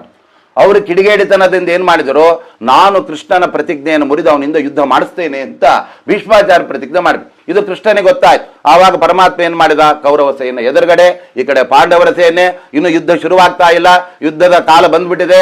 ಪರಮಾತ್ಮ ಏನ್ ಮಾಡಿದ, ಯುದ್ಧಕ್ಕೆ ಒಂದು ಪ್ರಚೋದನೆ ಮಾಡಬೇಕು ಅಂತ ಹೇಳಿ ಅಲ್ಲಿದ್ದ ರಥದ ಚಕ್ರವನ್ನು ತೆಗೆದುಕೊಂಡು ಭೀಷ್ಮಾಚಾರ್ಯ ಹೊಡೆದು ಬಿಡ್ತೀನಿ ಅಂತ ಬಂದ್ಬಿಟ್ಟು ನಾನು. ಅಲ್ಲಿಗೆ ಯುದ್ಧ ಸ್ಟಾರ್ಟ್ ಆಗ್ಬಿಡ್ತು. ಆಯುಧವನ್ನು ಹಿಡಿದ. ಯಾಕೆ ಅಂತ ಹೇಳಿದರೆ ಆಯುಧ ಹಿಡಿಸ್ತೇನೆ ಅಂತ ಭೀಷ್ಮಾಚಾರ್ಯ ಪ್ರತಿಜ್ಞೆ. ಅದನ್ನ ನೆನ್ಪಿಟ್ಕೊಂಡ್ಬಿಟ್ಟು ಭೀಷ್ಮಾಚಾರ್ಯ ಹೇಳ್ತಾ ಇದ್ದಾರೆ, ಸ್ವನಿಯಮಂ ಅಪಹಾಯ ಮತ್ ಪ್ರತಿಜ್ಞಾಂ ಋತಮಧಿಕರ್ತುಂ ಅಂತ ಹೇಳ್ತಾ ಇದ್ದಾರೆ. ಸ್ವಾಮಿ ನಿನ್ನ ಪ್ರತಿಜ್ಞೆ ಸುಳ್ಳು ಮಾಡಿಕೊಂಡು ನನ್ನ ಪ್ರತಿಜ್ಞೆಯನ್ನು ಸತ್ಯ ಮಾಡಿದೆಯಲ್ಲ, ಈ ಭಕ್ತರ ಮೇಲೆ ಎಷ್ಟು ಕಾರುಣ್ಯ ನಿನಗೆ. ಯಾಕಂದ್ರೆ ದೇವರು ಅರ್ಜುನನಿಗೆ ಹೇಳ್ತಾನೆ, ನಮೇ ಭಕ್ತ ಪ್ರಣಶ್ಯತಿ ಅಂತಾನೆ. ಅರ್ಜುನ ನೀನು ಪ್ರತಿಜ್ಞೆ ಮಾಡು. ನಾನು ಪ್ರತಿಜ್ಞೆ ಮಾಡಿದರೆ ನನ್ನ ಮಾತು ಸುಳ್ಳು ಅಂತ ಜನ ನಂಬಲ್ಲ. ಯಾಕಂದ್ರೆ ತುಂಬಾ ನನ್ನ ಬಾಲ್ಯದಿಂದ ಇವನು ಸುಳ್ಳ ಅಂತ ಅಪವಾದ ಹಾಕ್ಬಿಟ್ಟಿದ್ದಾರೆ. ನಿನ್ನ ಬಗ್ಗೆ ಅಪವಾದಗಳಿಲ್ಲ. ಆದ್ರಿಂದ ಪ್ರತಿಜಾನೀಹಿ ಅರ್ಜುನ, ನೀನು ಪ್ರತಿಜ್ಞೆ ಮಾಡು, ಈ ವಿಷ್ಣುವಿನ ಈ ಕೃಷ್ಣನ ಭಕ್ತರಿಗೆ ಯಾವತ್ತೂ ನಾಶ ಇಲ್ಲ, ಅವರಿಗೆ ಎಲ್ಲ ಕಾಲದಲ್ಲೂ ಕೂಡ ನಾನು ಕಾಪಾಡ್ತೇನೆ ಅನ್ನತಕ್ಕಂಥದ್ದನ್ನ ನೀನು ಪ್ರತಿಜ್ಞೆ ಮಾಡು. ನಿನ್ನ ಮೇಲಿನ ಒಂದು ವಿಶ್ವಾಸದಿಂದ ಅದು ಜನಗಳೆಲ್ಲ ಒಪ್ಕೋತಾರೆ ಅಂತ ಆತರ ಹೇಳ್ತಾನೆ. ಆದ್ರಿಂದ ಹಾಗಾದ್ರೆ ಏನಾಯ್ತು, ಭೀಷ್ಮಾಚಾರ್ಯ ಸ್ತೋತ್ರ ಮಾಡ್ತಾ ಇದ್ದಾರೆ, ಬೈತಾ ಇದ್ದಾರೆ ಕೃಷ್ಣನನ್ನ. ಏನು ಸ್ವಾಮಿ ನಿನ್ನ ನಿಯಮಗಳನ್ನೆಲ್ಲ ಬಿಟ್ಟು ನನ್ನನ್ನು ಉದ್ಧಾರ ಮಾಡ್ಲಿಕ್ಕೆ ಬಂದಿದೆಯಾ ಅಂದ್ರೆ ದೇವರಿಗೆ ಕಲಂಕ ಆಯ್ತು ಇಲ್ಲ. ಅದಕ್ಕೆ ಮಧ್ವಾಚಾರ್ಯ ಹೇಳ್ತಾರೆ, ಪರಮಾತ್ಮನ ಮಾತು ಸತ್ಯವಾಗಿದೆ, ಭೀಷ್ಮಾಚಾರ್ಯ ಮಾತು ಸತ್ಯವಾಗಿದೆ. ದೇವರು ಹೇಗೆ ಸಂಕಲ್ಪ ಮಾಡಿದ್ದು ಅಂತ ಹೇಳಿದರೆ, ಕೃಷ್ಣ ಮೊದಲು ನಾನು ಆಯುಧ ಹಿಡಿಯಲ್ಲ ಅಂತ ಸಂಕಲ್ಪ ಮಾಡ್ತೇನೆ, ಆಮೇಲೆ ಭೀಷ್ಮಾಚಾರ್ಯ ಹಿಡಿಸ್ತೇನೆ ಅಂತಾರೆ, ಆಮೇಲೆ ಹಿಡಿತೇನೆ, ಹಿಂಗೆ ಸಂಕಲ್ಪ ಮಾಡಿದ್ದು. ಯಾಕಂದ್ರೆ ಮುಂದಾಗೋದೆಲ್ಲ ಗೊತ್ತಿದೆ ಪರಮಾತ್ಮನಿಗೆ. ಅವನಿಗೆಲ್ಲ ಅವನ ತಲೆಯಲ್ಲಿ ಇರೋಣದರಿಂದ ಒಂದು ಮಹಾಕಾಲಘಟ್ಟದಲ್ಲಿ ಮೊದಲ ಉಪಕ್ರಮ ಹಿಡಿಯಲ್ಲ, ಆಮೇಲೆ ಹಿಡಿತೇನೆ, ಅವನ ಮಾತು ಸತ್ಯ. ಇನ್ನೊಂದು ಪರಮಾತ್ಮ ಆಯುಧ ಹಿಡಿಯಲ್ಲ ಅಂತ ಹೇಳಿದ್ದು ಯಾವುದೇ ಚಕ್ರ, ಸುದರ್ಶನ ಚಕ್ರ, ನಂದಕ ಖಡ್ಗ ಅವೆಲ್ಲ ತಂದಿಲ್ಲ, ಅಲ್ಲಿದ್ದ ರಥದ ಚಕ್ರವನ್ನು ಎತ್ತಿಬಿಟ್ಟೆ. ಆದ್ರಿಂದ ನಿಜವಾದ ಆಯುಧವನ್ನು ತಂದು ಅವನು ಎತ್ತರ ಆ ಕೈಯಲ್ಲಿ ಹಿಡಿದದ್ದೇ ಅಲ್ಲ. ಆ ಥರ ಪರಮಾತ್ಮನ ಬಗ್ಗೆ ಅವರು ಸ್ತೋತ್ರ ಮಾಡ್ತಾ ಇದ್ದಾರೆ. ಆವಾಗ ಅವರಿಗೆ ಭೀಷ್ಮಾಚಾರ್ಯ ಹೇಳ್ತಾ ಇದ್ದಾರೆ, ಸ್ವಾಮಿ ನಾನು ಅವತ್ತು ಎಷ್ಟು ತಪ್ಪು ಮಾಡಿಬಿಟ್ಟೆ ನಾನು. ಏಕೆಂದರೆ ಶಿತ ವಿಶಿಖಾತಃ ವಿಶೀರ್ಣ ದಂಶಃ ಕ್ಷತಜ ಪರಿಪ್ಲುತಃ ಆತತಾಯಿನೋಮಿ. ನಾನು ನಿನ್ನ ಮೇಲೆ ಬಾಣ ಬಿಟ್ಟೆ, ನಿನ್ನ ಉತ್ತರೆಯವನ್ನ ಕೆಳಗಡೆ ಬಿಸಾಕ್ಬಿಟ್ಟೆ, ನಿನ್ನ ಕವಚವನ್ನೆಲ್ಲ ತುಂಡು ಮಾಡಿದೆ, ನಿನ್ನ ಮುಖಕ್ಕೆಲ್ಲ ರಥದ ಆ ಧೂಳೆಲ್ಲ ಬೀಳುವಂತೆ ಮಾಡಿದೆ, ಎಷ್ಟು ತಪ್ಪು ಮಾಡಿಬಿಟ್ಟೆ ಸ್ವಾಮಿ. ಆದ್ದರಿಂದ ಸಭವತು ಭಗವಾನ್ ಮುದೇ ಮುಕುಂದ ಅಂತಹ ಸ್ವಾಮಿ ನನಗೆ ಅನುಗ್ರಹ ಮಾಡಪ್ಪ ಅಂತ ಆ ಭೀಷ್ಮಾಚಾರ್ಯ ಸ್ತೋತ್ರ ಮಾಡಿದಾಗ ಆ ಸಮಯದಲ್ಲಿ ನೋಡಿ ಅವರಿಗೆ ಆ ದ್ರೌಪದಿಗೆ ಅನುಗ್ರಹ ಮಾಡಿದ ಕೃಷ್ಣನ ಸ್ಮರಣೆ ಬರಲಿಲ್ಲ, ರುಕ್ಮಿಣಿ ಸತ್ಯಭಾಮ ಸಮೇತನಾದ ಕೃಷ್ಣನ ಸ್ಮರಣೆ ಬರಲಿಲ್ಲ. ಅವರಿಗೆ ಬಂದದ್ದೇನು ಅಂದ್ರೆ, ನಾನು ಯುದ್ಧದಲ್ಲಿ ಬಾಣ ಬಿಟ್ಟೆ, ನಿಂದ ಚಕ್ರ ರಥ ಯಾವುದೋ ಕವಚ ತುಂಡಾಯ್ತು, ನಿನ್ನ ಉತ್ತರೆಯ ಕೆಳೆ ಬಿತ್ತು, ಇದನ್ನ ಅವ್ರು ಹೇಳ್ತಾ ಇದ್ದಾರೆ. ಅಲ್ಲ ಇದೇನು ಪರಮಾತ್ಮನಿಗೆ ಇದೆಲ್ಲ ಈ ತರ ಒಂದು ದೋಷ ಬಂದಂತೆ ಆಯ್ತಲ್ಲ ಅಂತ ಹೇಳಿದ್ರೆ, ಅದಕ್ಕೆ ಆಚಾರ್ಯರು ಹೇಳ್ತಾರೆ, ಇದು ದರ್ಶನ ಭಾಷೆ ಅಂತ ಹೇಳಿದ್ದು. ದರ್ಶನ ಭಾಷೆ ಅಂದ್ರೆ ಹೆಂಗ್ ಕಾಣುತ್ತೋ ಹಂಗೆ ಹೇಳೋದು, ಅದು ಕಂಡದ್ದು ಇರಬೇಕಾಗಿಲ್ಲ. ವಸ್ತುತಃ ಪರಮಾತ್ಮನ ಕವಚ ತುಂಡಾಗಬೇಕಾಗಿಲ್ಲ. ಅವನಿಗೆ ಕೂದಲು ಯಾವಾಗಲೂ ನಿತ್ಯ ಸುಂದರ ಪರಮಾತ್ಮ, ಅವನು ಮಲಗಿದರೂ ಸುಂದರನೇ. ಆದ್ರಿಂದ ನೋಡಿ ರಂಗನಾಥ ಸ್ವಾಮಿ ಮಲಗಿದ್ದಾರೆ, ಮಲಗಿದ್ರು ನೋಡಕ್ ಚಂದ ಪರಮಾತ್ಮ. ಬೇರೆಯವರು ಮಲಗಿದ್ರಿ ಹೋಗಿ ಮೇಕಪ್ ಮಾಡ್ಕೊಂಬನ್ರಿ ಮುಖ ನೋಡಕ್ಕಾಗಲ್ಲ ಅಂತಾರೆ. ಆದರೆ ಪರಮಾತ್ಮನಿಗೆ ಸದಾ ಸುಂದರ. ಆದ್ದರಿಂದ ದೇವರಿಗೆ ಇದೆಲ್ಲ ಏನು ಅಂದ್ರೆ ಅವರಿಗೆ ಹಾಗೆ ಕಂಡಿದೆ, ಹಾಗೆ ಹೇಳ್ಬಿಟ್ಟಿದ್ದಾರೆ. ಆದರೆ ಕಂಡದ್ದೆಲ್ಲ ಹಾಗೆ ಇರಬೇಕಾಗಿಲ್ಲ, ಇದು ದರ್ಶನ ಭಾಷೆಯಿಂದ ಅದು ಹೇಳಿದ್ದು ಅಂತ ಮಧ್ವಾಚಾರ್ಯ ಸ್ತೋತ್ರ ಮಾಡ್ತಾರೆ. ಇಲ್ಲದೆ ಹೋದರೆ ಆ ಪರಮಾತ್ಮನನ್ನ ಈ ತರ ಕವಚ ತುಂಡಾದವ, ಉತ್ತರೆ ಕೆಳಗೆ ಹಾಕೊಂಡವ, ಕೂದಲು ಸರಿ ಇಲ್ಲದವ ಅಂದ್ರೆ ಇದು ಸ್ತೋತ್ರದ ಬದಲು ನಿಂದನ ಆಗ್ಬಿಡತ್ತದ. ಏನ್ರಿ ನಿನ್ನ ಒಳಗೆ ಚೆನ್ನಾಗೇ ಇಲ್ಲ, ನಿಮ್ಮ ಮೂಗು ಸೊಟ್ಟ ಇದೆ, ಇವೆಲ್ಲ ಬೈಯಲ್ವಾ, ಬೈದಂಗಾಗಲ್ವಾ? ಅದಕ್ಕೆ ಅವ್ರು ಹೇಳ್ತಾ ಇದ್ದಾರೆ, ಆ ಸಂದರ್ಭದಲ್ಲಿ ಅವರಿಗೆ ಕಂಡದ್ದು ಹಾಗೆ, ಕಂಡದ್ದನ್ನು ಹಾಗೆ ಹೇಳಿಬಿಟ್ಟಿದ್ದಾರೆ. ಆದರೆ ನಾವು ಒರಿಜಿನಲ್ ಪರಮಾತ್ಮನಿಗೆ ಅಂತಹದ್ದು ಯಾವುದು ಇಲ್ಲ ಅಂತ ನಾವು ತಿಳ್ಕೊಳ್ಬೇಕು ಅಂತ ಆತರ ಹೇಳ್ತಾ ಇದ್ದಾರೆ. ಹೀಗೆ ಭೀಷ್ಮಾಚಾರ್ಯರಿಗೆ ಪರಮಾತ್ಮ ಅನುಗ್ರಹ ಮಾಡಿ ಕಳಿಸ್ಕೊಟ್ಬಿಡ್ತಾ ಇದ್ದಾರೆ. ಸ್ವಾಮಿ ನೀವು ಇನ್ನ ಹೊರಡೋಬಿಡಿ, ಪರಂಧಾಮಕ್ಕೆ ಕಳಿಸ್ಕೊಡ್ತೇನೆ ಅಂತ ಆ ರೀತಿಯಾಗಿ ಅಲ್ಲಿ ಪರಮಾತ್ಮ ಹೇಳಿಬಿಟ್ಟಿದ್ದಾನೆ. ಹೀಗೆ ಭೀಷ್ಮರನ್ನು ಕೂಡ ಉದ್ಧಾರ ಮಾಡಿ ಆ ಪರಮಾತ್ಮ ಅವರಿಗೂ ಕೂಡ ಅನುಗ್ರಹ ಮಾಡಿದ್ದಾನೆ. ಅದರಿಂದ ಜಗನ್ನಾಥದಾಸರು ಗಾಂಗೇಯ ನುತ ಅಂತ ಒಂದು ಮಾತನ್ನು ಹೇಳ್ತಾರೆ. ಏನಿದರಲ್ಲಿ ಅಡಗಿದೆ ಅಂತ ಹೇಳಿದರೆ, ಗಂಗಾಪುತ್ರನಾಗಿರತಕ್ಕಂಥ ಭೀಷ್ಮರು ಅವ್ರಿಗೆ ಏನು ಶಕ್ತಿ ಇಲ್ಲ, ಎಲ್ಲ ನಿಸ್ತೇಜರಾಗಿದ್ದಾರೆ. ಅವರಿಗೂ ಬಲ ಕೊಟ್ಟು ದಿವ್ಯ ಜ್ಞಾನ ಕೊಟ್ಟು ಅವರಿಂದ ಉಪದೇಶ ಮಾಡಿಸಿದ್ದೇನಿದೆ ಅದು ಪರಮಾತ್ಮನ ಹಿರಿಮೆ. ಯಾಕಂದ್ರೆ ಏನು ಬರದೇ ಇದ್ದವರಿಗೆ ಎಲ್ಲವನ್ನು ಕೊಟ್ಟಾಗದು ಅವ್ರ ಗುಣ ಅಲ್ಲ, ಅದು ಒಳಗಿರುವ ಪರಮಾತ್ಮನ ಗುಣ. ಆದ್ರಿಂದ ಆ ಭಗವಂತನ ಸಾಮರ್ಥ್ಯ ಎಂತಹದ್ದು ಅಂತಂದ್ರೆ, ನಿಮಗೆ ಏನು ಬರದೇ ಇದ್ದರೂ ಕೂಡ ನಾ ಹೇಳಿದ್ದನ್ನು ಕೇಳಿ ನಿಮ್ಮಿಂದ ಎಲ್ಲ ಮಾಡಿಸ್ತೇನೆ ಅನ್ನೋ ರೀತಿಯಲ್ಲಿ ಆ ಭೀಷ್ಮಾಚಾರ್ಯರಿಗೆ ಪರಮಾತ್ಮ ಆ ರೀತಿಯಾಗಿ ಅನುಗ್ರಹವನ್ನು ಮಾಡ್ತಾ ಇದ್ದಾನೆ. ಹೀಗೆ ಭಗವಂತನ ಒಂದು ಕಾರುಣ್ಯ ಅದು ಭೀಷ್ಮರನ್ನು ಕೂಡ ಉದ್ಧಾರ ಮಾಡಿರತಕ್ಕಂತಹದ್ದಾಗಿದೆ. ಅದನ್ನು ವಿಶೇಷವಾಗಿ ಈ ಒಂದು ಭಾಗವತ ಪ್ರಥಮ ಸ್ಕಂದದಲ್ಲಿ ನಾವು ಕಾಣ್ತಾ ಇದ್ದೇವೆ. ಇದಾದ ನಂತರ ಆ ಪಾಂಡವರೆಲ್ಲ ರಾಜ್ಯಭಾರವನ್ನು ಮಾಡಲಿಕ್ಕೆ ಶುರು ಮಾಡಿದಾಗ ಭಗವಂತ ಅವರಿಗೆ ವಿಶೇಷವಾದ ರೀತಿಯಲ್ಲಿ ಬೇರೆ ಬೇರೆ ತರದ ಅನುಗ್ರಹವನ್ನ ಪರಮಾತ್ಮ ಮಾಡಿದಾನೆ. ಆ ಅನುಗ್ರಹಗಳೆಲ್ಲ ಯಾವುದು ಅಂತ ಹೇಳಿದರೆ 9 ವಿಧವಾದ ಅನುಗ್ರಹವನ್ನ ಪರಮಾತ್ಮ ಪಾಂಡವರ ಮೇಲೆ ಮಾಡಿದಾನೆ ಅನ್ನತಕ್ಕಂಥದ್ದನ್ನು ಹೇಳ್ತಾ ಇದ್ದಾರೆ. ಅಂದರೆ ನೋಡಿ, ದೇವರಿಗೆ ನಾವು ಯಾವ ತರ ನವವಿಧ ಭಕ್ತಿಯನ್ನು ಮಾಡಿದರೆ ನವವಿಧ ರೀತಿಯಾದ ಅನುಗ್ರಹ ಪರಮಾತ್ಮ ಮಾಡ್ತಾನೆ. ಒಂದೇ ಭಕ್ತಿ ಮಾಡಿದರೆ ಅಷ್ಟಕ್ಕೆ ಕಾಸಿಗೆ ತಕ್ಕಂತೆ ಕಜ್ಜಾಯ ಅನ್ನೋ ತರ ನಿಮ್ಮ ಭಕ್ತಿ ಎಷ್ಟು ಅಷ್ಟೇ ಅನುಗ್ರಹ ಮಾಡ್ತಾನೆ ಪರಮಾತ್ಮ. ಅದಕ್ಕೆ ಪೂಜೆಗೆ ತಕ್ಕ ಗಂಡ, ಆಮೇಲೆ ಸೇವೆಗೆ ತಕ್ಕ ಮಕ್ಕಳು ಅಂತಿರೋದು. ದೇವರು ಒಳ್ಳೆ ಪೂಜೆ ಮಾಡಿದರೆ ಹೆಣ್ಣು ಒಳ್ಳೆ ಹೆಂಡತಿ ಸಿಗ್ತಾಳೆ, ಒಳ್ಳೆ ಗಂಡ ಸಿಗೋದೆಲ್ಲ ಇರುತ್ತೆ. ಆದರೆ ಇಲ್ಲಿ ಪಾಂಡವರು ಎಷ್ಟು ವಿಧದಿಂದ ಪರಮಾತ್ಮನ ಸೇವೆ ಮಾಡ್ತಾ ಇದ್ರು ಅಂತ ಹೇಳಿದ್ರೆ, ಭಗವಂತ ಆ ಹಸ್ತಿನಾವತಿಗೆ ಬಂದಾಗ ಪಾಂಡವರ ರಾಜ್ಯಭಾರ ಟೈಮಲ್ಲಿ ಆ ಪರಮಾತ್ಮ ಬಂದ ಕೂಡಲೇ ಪಂಚಪಾಂಡವರು ಕೂತ್ಕೊಂಡಿರ್ತಾ ಇದ್ರು. ಅವನು ಬಂದ ಕೂಡಲೇ ಎಲ್ಲರೂ ಜಗ್ಗನ 5 ಜನ ಎದ್ದು ನಿಂತ್ಬಿಡೋರು. ಪಂಚ ಪ್ರಾಣಗಳು ಹೇಗೆ ಎದ್ದು ನಿಂತ್ಕೊಳ್ಬೇಕು ಆ ರೀತಿಯಾಗಿ. ಆಮೇಲೆ ದೇವರು ಹೊರಟ ಅಂದ್ರೆ ಹಿಂದಿಂದೆ ಬರೋದು. ಯಾಕೆ ದೇವರನ್ನ ಅವ್ರು ಕಳಿಸ್ಕೊಳ್ಳಿಕ್ಕೆ ಇಷ್ಟ ಇಲ್ಲ. ಕೃಷ್ಣ ಬಂದ್ರೆ ಮಾಸಾನ್ ಬಹುವಿಧಾನ್ ಅಂತ ಭಾಗವತ ಹೇಳತ್. 4 ತಿಂಗಳು ಅಲ್ಲೇ ಇದ್ಬಿಡ್ತಾ ಇದ್ದಂತೆ ಹಸ್ತಿನಾವತಿ. ಯಾಕೆ ಅಂದ್ರೆ ಅಲ್ಲಿ ಭೀಮಸೇನ್ ದೇವರು ಅಂದ್ರೆ ಇಷ್ಟ, ಎಲ್ಲ ಪಾಂಡವರು ಅಂದ್ರೆ ಇಷ್ಟ. ಆಮೇಲೆ ತನ್ನ ತಂಗಿ ಮಕ್ಕಳಲ್ಲೆಲ್ಲ ಬೆಳೀತಾ ಇದ್ದಾರೆ. ಪರಮಾತ್ಮನ ಅವರ ಸಂಬಂಧ ಅಲ್ಲ, ಅವರ ಭಕ್ತಿ ಇಷ್ಟ. ಅದಕ್ಕೆ ಅಲ್ಲಿ ಬರ್ತಾ ಇದ್ದ ಪರಮಾತ್ಮ. ಬಂದ್ರೆ ದ್ವಾರಕೆ ನೆನಪೇ ಆಗ್ತಾ ಇದ್ದಿಲ್ಲ. ದ್ವಾರಕೆಯಿಂದ ಬುಲಾವ್ ಬರೋದು, ನೀವೇನು ಕೃಷ್ಣ ಪರಮಾತ್ಮರೇ, ನೀವು ಹಸ್ತಿನಾವತಿಗೆ ಅಧೀಶರು, ದ್ವಾರಕಾಧೀಶರು ಅಂತ ಪತ್ರ ಬರ್ತಾ ಇತ್ತು. ನೀವು ಇಲ್ಲೇ ಉಳ್ಕೊಂಡ್ಬಿಟ್ಟಿದ್ದೀರಲ್ಲ ಓ ಅಂತ ಪರಮಾತ್ಮ ಹೊರಡ್ತಾ ಇದ್ದ. ಯಾಕಂದ್ರೆ ಕೃಷ್ಣ ಅಲ್ಲಿ ಇಲ್ಲ ಅಂದ್ರೆ ಶತ್ರುಗಳೆಲ್ಲ ಆಕ್ರಮಣ ಮಾಡ್ಲಿಕ್ಕೆ ಬಂದ್ಬಿಡ್ತಾ ಇತ್ತು. ಆವಾಗ ಪರಮಾತ್ಮ ಹೊರಟೆ ನಿಂತಾಗ ಎಲ್ಲ ಪಾಂಡವರು ಹಿಂದೆ ಬರ್ಬೇಕು. ಅವರು ಕೂಡ ರಥದಲ್ಲಿ. ಕೃಷ್ಣ ನೋಡಿದ, ಏನು ಇಷ್ಟು ದೂರ ಬರ್ತಾ ಇದ್ದೀರಾ, ಇನ್ನೊಂದು ಸ್ವಲ್ಪ ದೂರ ಬಂದರೆ ನೀವು ನೇರವಾಗಿ ನಮ್ಮ ದ್ವಾರಕೆಗೆ ಬಂದಂಗೆ ಆಗ್ಬಿಡತ್ತೆ, ಅಷ್ಟು ಹತ್ತಿರ ಬಂದಿದ್ದೀರಾ ನೀವು, ಅದಕ್ಕೆ ನೀವು ಸಾಕು ಹೊರಟು ಹೋಗ್ಬಿಡಿ ವಾಪಸ್ ಹಸ್ತಿನಾವತಿಗೆ. ಆಯ್ತು ಸ್ವಾಮಿ ಅಂತ ಹೊರಡಿ ಅಂದ್ಕೊಳ್ಳಿ ಓಡೋಡ್ಕೊಂಡು ಹೋಗ್ತಾ ಇದ್ದಿಲ್ಲ, ನಿಂತ್ಬಿಡೋ ಸುಮ್ಮನೆ ಅವರು. ಕೃಷ್ಣ ವಾಪಸ್ ಹೋಗಿ ಅಂತ ಹೇಳಿದ್ದಾರೆ, ಮುಂದೆ ಬರಬಾರ್ದು ಅಂತ ಹೇಳಿದಾರಲ್ಲ, ಮುಂದೆ ಬರಲ್ಲ, ಅಲ್ಲೇ ನಿಂತ್ಬಿಡೋದು. ಕೃಷ್ಣನನ್ನೇ ನೋಡ್ತಾ ನಿಂತ್ಕೊಂಡ್ಬಿಡೋದು. ಅವನ ರಥ ಹೋಗುವವರೆಗೂ ನೋಡ್ತಾ ಇರೋ. ಪೂರ್ತಿ ರಥ ಹೋದ ಮೇಲೆ ರಥದ ಧೂಳು ಕೂಡ ಕಂಡು ಎಲ್ಲ ಅದು ಕೂಡ ನಿಂತ ಮೇಲೆ ವಾಪಸ್ ಬರ್ಬೇಕಂತವ್ರು. ಬರಬೇಕಾದ್ರೆ ಸದ್ಯ ಕೃಷ್ಣ ಹೊಟ್ಟೋದ, ಅರಮನೆಯಲ್ಲಿ ಏನ್ ಕೆಲಸ ಇದೆನೋ ಅದೆಲ್ಲ ಇಲ್ವೇ ಇಲ್ಲ. ವಾಪಸ್ ಬರುವಾಗ ಮನಸ್ಸಿನಲ್ಲಿ ಕೃಷ್ಣನನ್ನೇ ತುಂಬ್ಕೊಂಡ್ಬರೋದು. ಏನು ಕೃಷ್ಣ ಅವನಿದ್ದ, ಎಷ್ಟು ಸಂಭ್ರಮ ನಮಗೆ ಹಸ್ತಿನಾವತಿಯಲ್ಲಿ ಕೃಷ್ಣ ಇದ್ದಾಗ ಆ ಸಂಭ್ರಮ ಆನಂದಕ್ಕೆ ಎಣೆಯೇ ಇಲ್ಲಪ್ಪ. ಆದ್ರೆ ಕೃಷ್ಣ ಹೊರಟೋಗ್ಬಿಟ್ಟ ಅಂತ ಅದನ್ನೇ ನೆನೆಸ್ಕೊಳ್ಳೋದಂತೆ. ಅಂದ್ರೆ ಇದ್ದಾಗ ಅವನ ಜೊತೆಗೆ ಒಡನಾಟ, ಅವನು ಹೊರಟ ಅಂದ್ರೆ ಅವನಿಂದ ಹಿಂದೆ ಬರೋದು, ಹೋಗು ಅಂದ್ರೆ ಹೋಗ್ಬಿಡೋದಲ್ಲ ತಕ್ಷಣ. ಮತ್ತೆ ಮನಸ್ಸಿನಲ್ಲಿ ಹೀಗೆ ಫಿಸಿಕಲ್ ಆಗಿ ಮನಸ್ಸಿನಲ್ಲಿ ಧ್ಯಾನ ಮಾಡ್ತಾ ಇದ್ದಂಥವರು ಪಾಂಡವರು. ಆದ್ರಿಂದ ಪರಮಾತ್ಮನಿಗೆ ಅವರಿಗೆ ಅಷ್ಟು ಪ್ರೀತಿಯಂತೆ. ಆ ಪರಮಾತ್ಮನಿಗೆ ಯಾವ ರೀತಿಯಾಗಿ ಪಾಂಡವರ ಮೇಲೆ ಅನುಗ್ರಹ ಮಾಡಬೇಕು ಅಂತಿತ್ತು ಅಂದ್ರೆ ಅದನ್ನ ಭಾಗವತ ಹೇಳುತ್ತೆ. ಸಾರಥ್ಯ ಪಾರ್ಷದ ಸೇವನ ಸಖ್ಯ ದೌತ್ಯ ವೀರಾಸನ ಅನುಗಮನ ಸ್ತವನ ಪ್ರಣಾಮಂ ಸ್ನಿಗ್ಧೇಶು ಪಾಂಡುಷು ಜಗತ್ ಪ್ರಣತಿಂ ಚ ವಿಷ್ಣೋ ಭಕ್ತಿಂ ಕರೋತಿ ನೃಪತಿ ಚರಣಾರವಿಂದೇ. ನೋಡಿ, ಪರಮಾತ್ಮ ಪಾಂಡವರು 9 ತರದ ಒಂದು ಭಕ್ತಿ ಮಾಡಿದ್ದಾರೆ. ಶ್ರವಣ ಯದಾದಿ ನವವಿಧ ಭಕ್ತಿಗಳು ಅದನ್ನೆಲ್ಲ ಮಾಡಿದ್ದಕ್ಕೆ 9 ತರದ ಅನುಗ್ರಹ ಅಂತೆ ಪರಮಾತ್ಮ. ಅಂದ್ರೆ ನೀವು ಎಷ್ಟೆಷ್ಟು ಉತ್ಕೃಷ್ಟ ಭಕ್ತಿ ಮಾಡ್ತೀರೋ ಅಷ್ಟಷ್ಟು ನಿಮ್ಗೆ ಅನುಗ್ರಹ ಮಾಡ್ತೀರಿ. ಆಮೇಲೆ ಪರಮಾತ್ಮ ಯಾವುದೆಲ್ಲ ಮಾಡಿದ್ನಪ್ಪ, ಸಾರಥ್ಯ ಮಾಡಿದ್ದಾನೆ ಅರ್ಜುನನ್. ಯಾರಾದ್ರೂ ಸಾರಥಿ ಆಗ್ತಾರೆ. ಸಾರಥಿ ಅಂದ್ರೆ ಕೆಳಕ್ಕೆ ಕೂತ್ಕೊಂಡು ಗಾಡಿ ಓಡಿಸೋದು. ಪರಮಾತ್ಮ ಸಾರ್ವಭೌಮ, ಜಗತ್ತಿಗೆ ಒಡೆಯ. ಆದರೆ ಅರ್ಜುನನಿಗೆ ಕೆಳಗಡೆ ಕೂತ್ಕೊಂಡು 18 ದಿನಗಳ ಕಾಲ ರಥದ ಸಾರಥ್ಯ ಮಾಡಿದ್ದೆ ಯಾಕೆ ಗೊತ್ತಾ? ಆ ಪಾಂಡವರಿಗೆ ಅವನು ದೂತ ಆಗಿದ್ದೆ ಯಾಕೆ ಅಂತ ಹೇಳಿದ್ರೆ, ಹಿಂದೆ ತ್ರೇತಾಯುಗದಲ್ಲಿ ಹನುಮಂತ ದೇವರು ರಾಮದೇವರಿಗೂ ದೂತ ಆಗಿತ್ತು. ರಾಮದೇವರ ಸಂದೇಶವನ್ನ ಸೀತಮ್ಮನಿಗೆ ಕೊಟ್ಟಿದ್ರು, ಆಕೆ ಚೂಡಾಮಣಿಯನ್ನ ಪುನಃ ರಾಮದೇವರು ಕೊಟ್ಟಿದ್ರು. ಆ ಹನುಮಂತನೇ ದ್ವಾಪರಯುಗದಲ್ಲಿ ಭೀಮಸೇನಾಗಿ ಬಂದದ್ದರಿಂದ ಅವತ್ತು ಈ ಹನುಮಂತ ನನಗೆ ದೂತನಾಗಿದ್ದಾನೆ, ಇವತ್ತು ನಾನು ಭೀಮಸೇನ ದೇವರಿಗೂ ದೂತ ಆಗ್ತೀನಿ ಬಂದ್ಬಿಟ್ಟೆ. ಆಮೇಲೆ ಸಾರಥ್ಯ ಅರ್ಜುನನಿಗೆ ಮಾಡಿದ ಯಾತಕ್ಕೋಸ್ಕರ ಅಂದ್ರೆ, ಇಂದ್ರದೇವರು ಕೇಳ್ಕೊಂಡಿದ್ದಾರೆ, ಸ್ವಾಮಿ ನನ್ನ ಮಗ ಹುಟ್ಟಿದಾನ ಅರ್ಜುನ, ಅವನ ಮೇಲೆ ಉದ್ಧಾರ ಮಾಡಿ ನಿನ್ನ ಕೃಪಾದೃಷ್ಟಿ ಇರಲಿ, ನೀನಿಲ್ಲ ಅಂದ್ರೆ ಮೊದಲನೇ ಸತ್ವ ಬಿಡ್ತಾ ಇದ್ದಷ್ಟೇ. ಒಂದೊಂದು ಅಸ್ತ್ರಗಳು ಹಂಗಿತ್ತು. ಆದ್ದರಿಂದ ಅವರಿಗೋಸ್ಕರ ಪರಮಾತ್ಮ ಸಾರಥ್ಯ ಮಾಡಿದ್ದಾನೆ. ಆಮೇಲೆ ಪಾರ್ಷದ ಅಂದ್ರೆ ನಿಕಟವರ್ತಿಯಾಗಿ ಅವ್ರು ಹೇಳಿದ ಕೆಲಸಗಳೆಲ್ಲ ಮಾಡಿದ. ಪಾಂಡವರ ಅದರಲ್ಲಿ ಅರ್ಜುನನ ರಥದ ಕುದುರೆಗಳನ್ನೆಲ್ಲ ತೊಳೆದಿದ್ದಾನೆ ಅಂತ ದಾಸರಲ್ಲಿ ಹೇಳ್ತಾರೆ. ಪಾಂಡವರ ಮನೆಯಲ್ಲಿ ಕುದುರೆಗಳನ್ನು ತೊಳೆದ ಪುಂಡರೀಕಾಕ್ಷ. ಇದು ಭೃತ್ಯನ ಕೆಲಸ ಆಯ್ತು ಅಲ್ಲರಿ, ಯಾರಾದರೂ ಕುದುರೆಗಳನ್ನು ತೊಳೆ ಕೆಲಸ ಮಾಡ್ತಾರೆ, ಅದು ಪಾಂಡವರ ಮೇಲೆ ಅಷ್ಟು ಪ್ರೀತಿ. ಇದು ಎರಡನೇದ್ದಾಯ್ತಾ. ಆಮೇಲೆ ಸೇವನ, ಬೇರೆ ಬೇರೆ ರೀತಿಯಾದ ಸೇವೆಗಳನ್ನು ಮಾಡಿದ್ದಾರೆ. ಅದನ್ನೇ ನಾನು ಹೇಳಿದ್ದಲ್ಲ, ಅಭಿಮನ್ಯು ಸಣ್ಣ ಮಗು ಆಗಿದ್ದಾಗ ತೊಡೆ ಮೇಲೆ ಮಲ್ಸ್ಕೊಂಡಿದ್ದಾನೆ ಪರಮಾತ್ಮ, ಅದರದ್ದೆಲ್ಲ ಆ ಬಳದಿದ್ದಾನೆ ಕೃಷ್ಣ. ಯಾಕೆ ಅಂದ್ರೆ ಅದು ಪಾಂಡವರ ಕೂಸು, ಇದು ನಾನು ಏನು ಮಾಡಿದ್ರು ಇದಕ್ಕೆ ಕಡಿಮೆ. ಆ ಮಗುವಿಗೂ ಅಷ್ಟೆಲ್ಲ ಪರಮಾತ್ಮನ ಅನುಗ್ರಹ.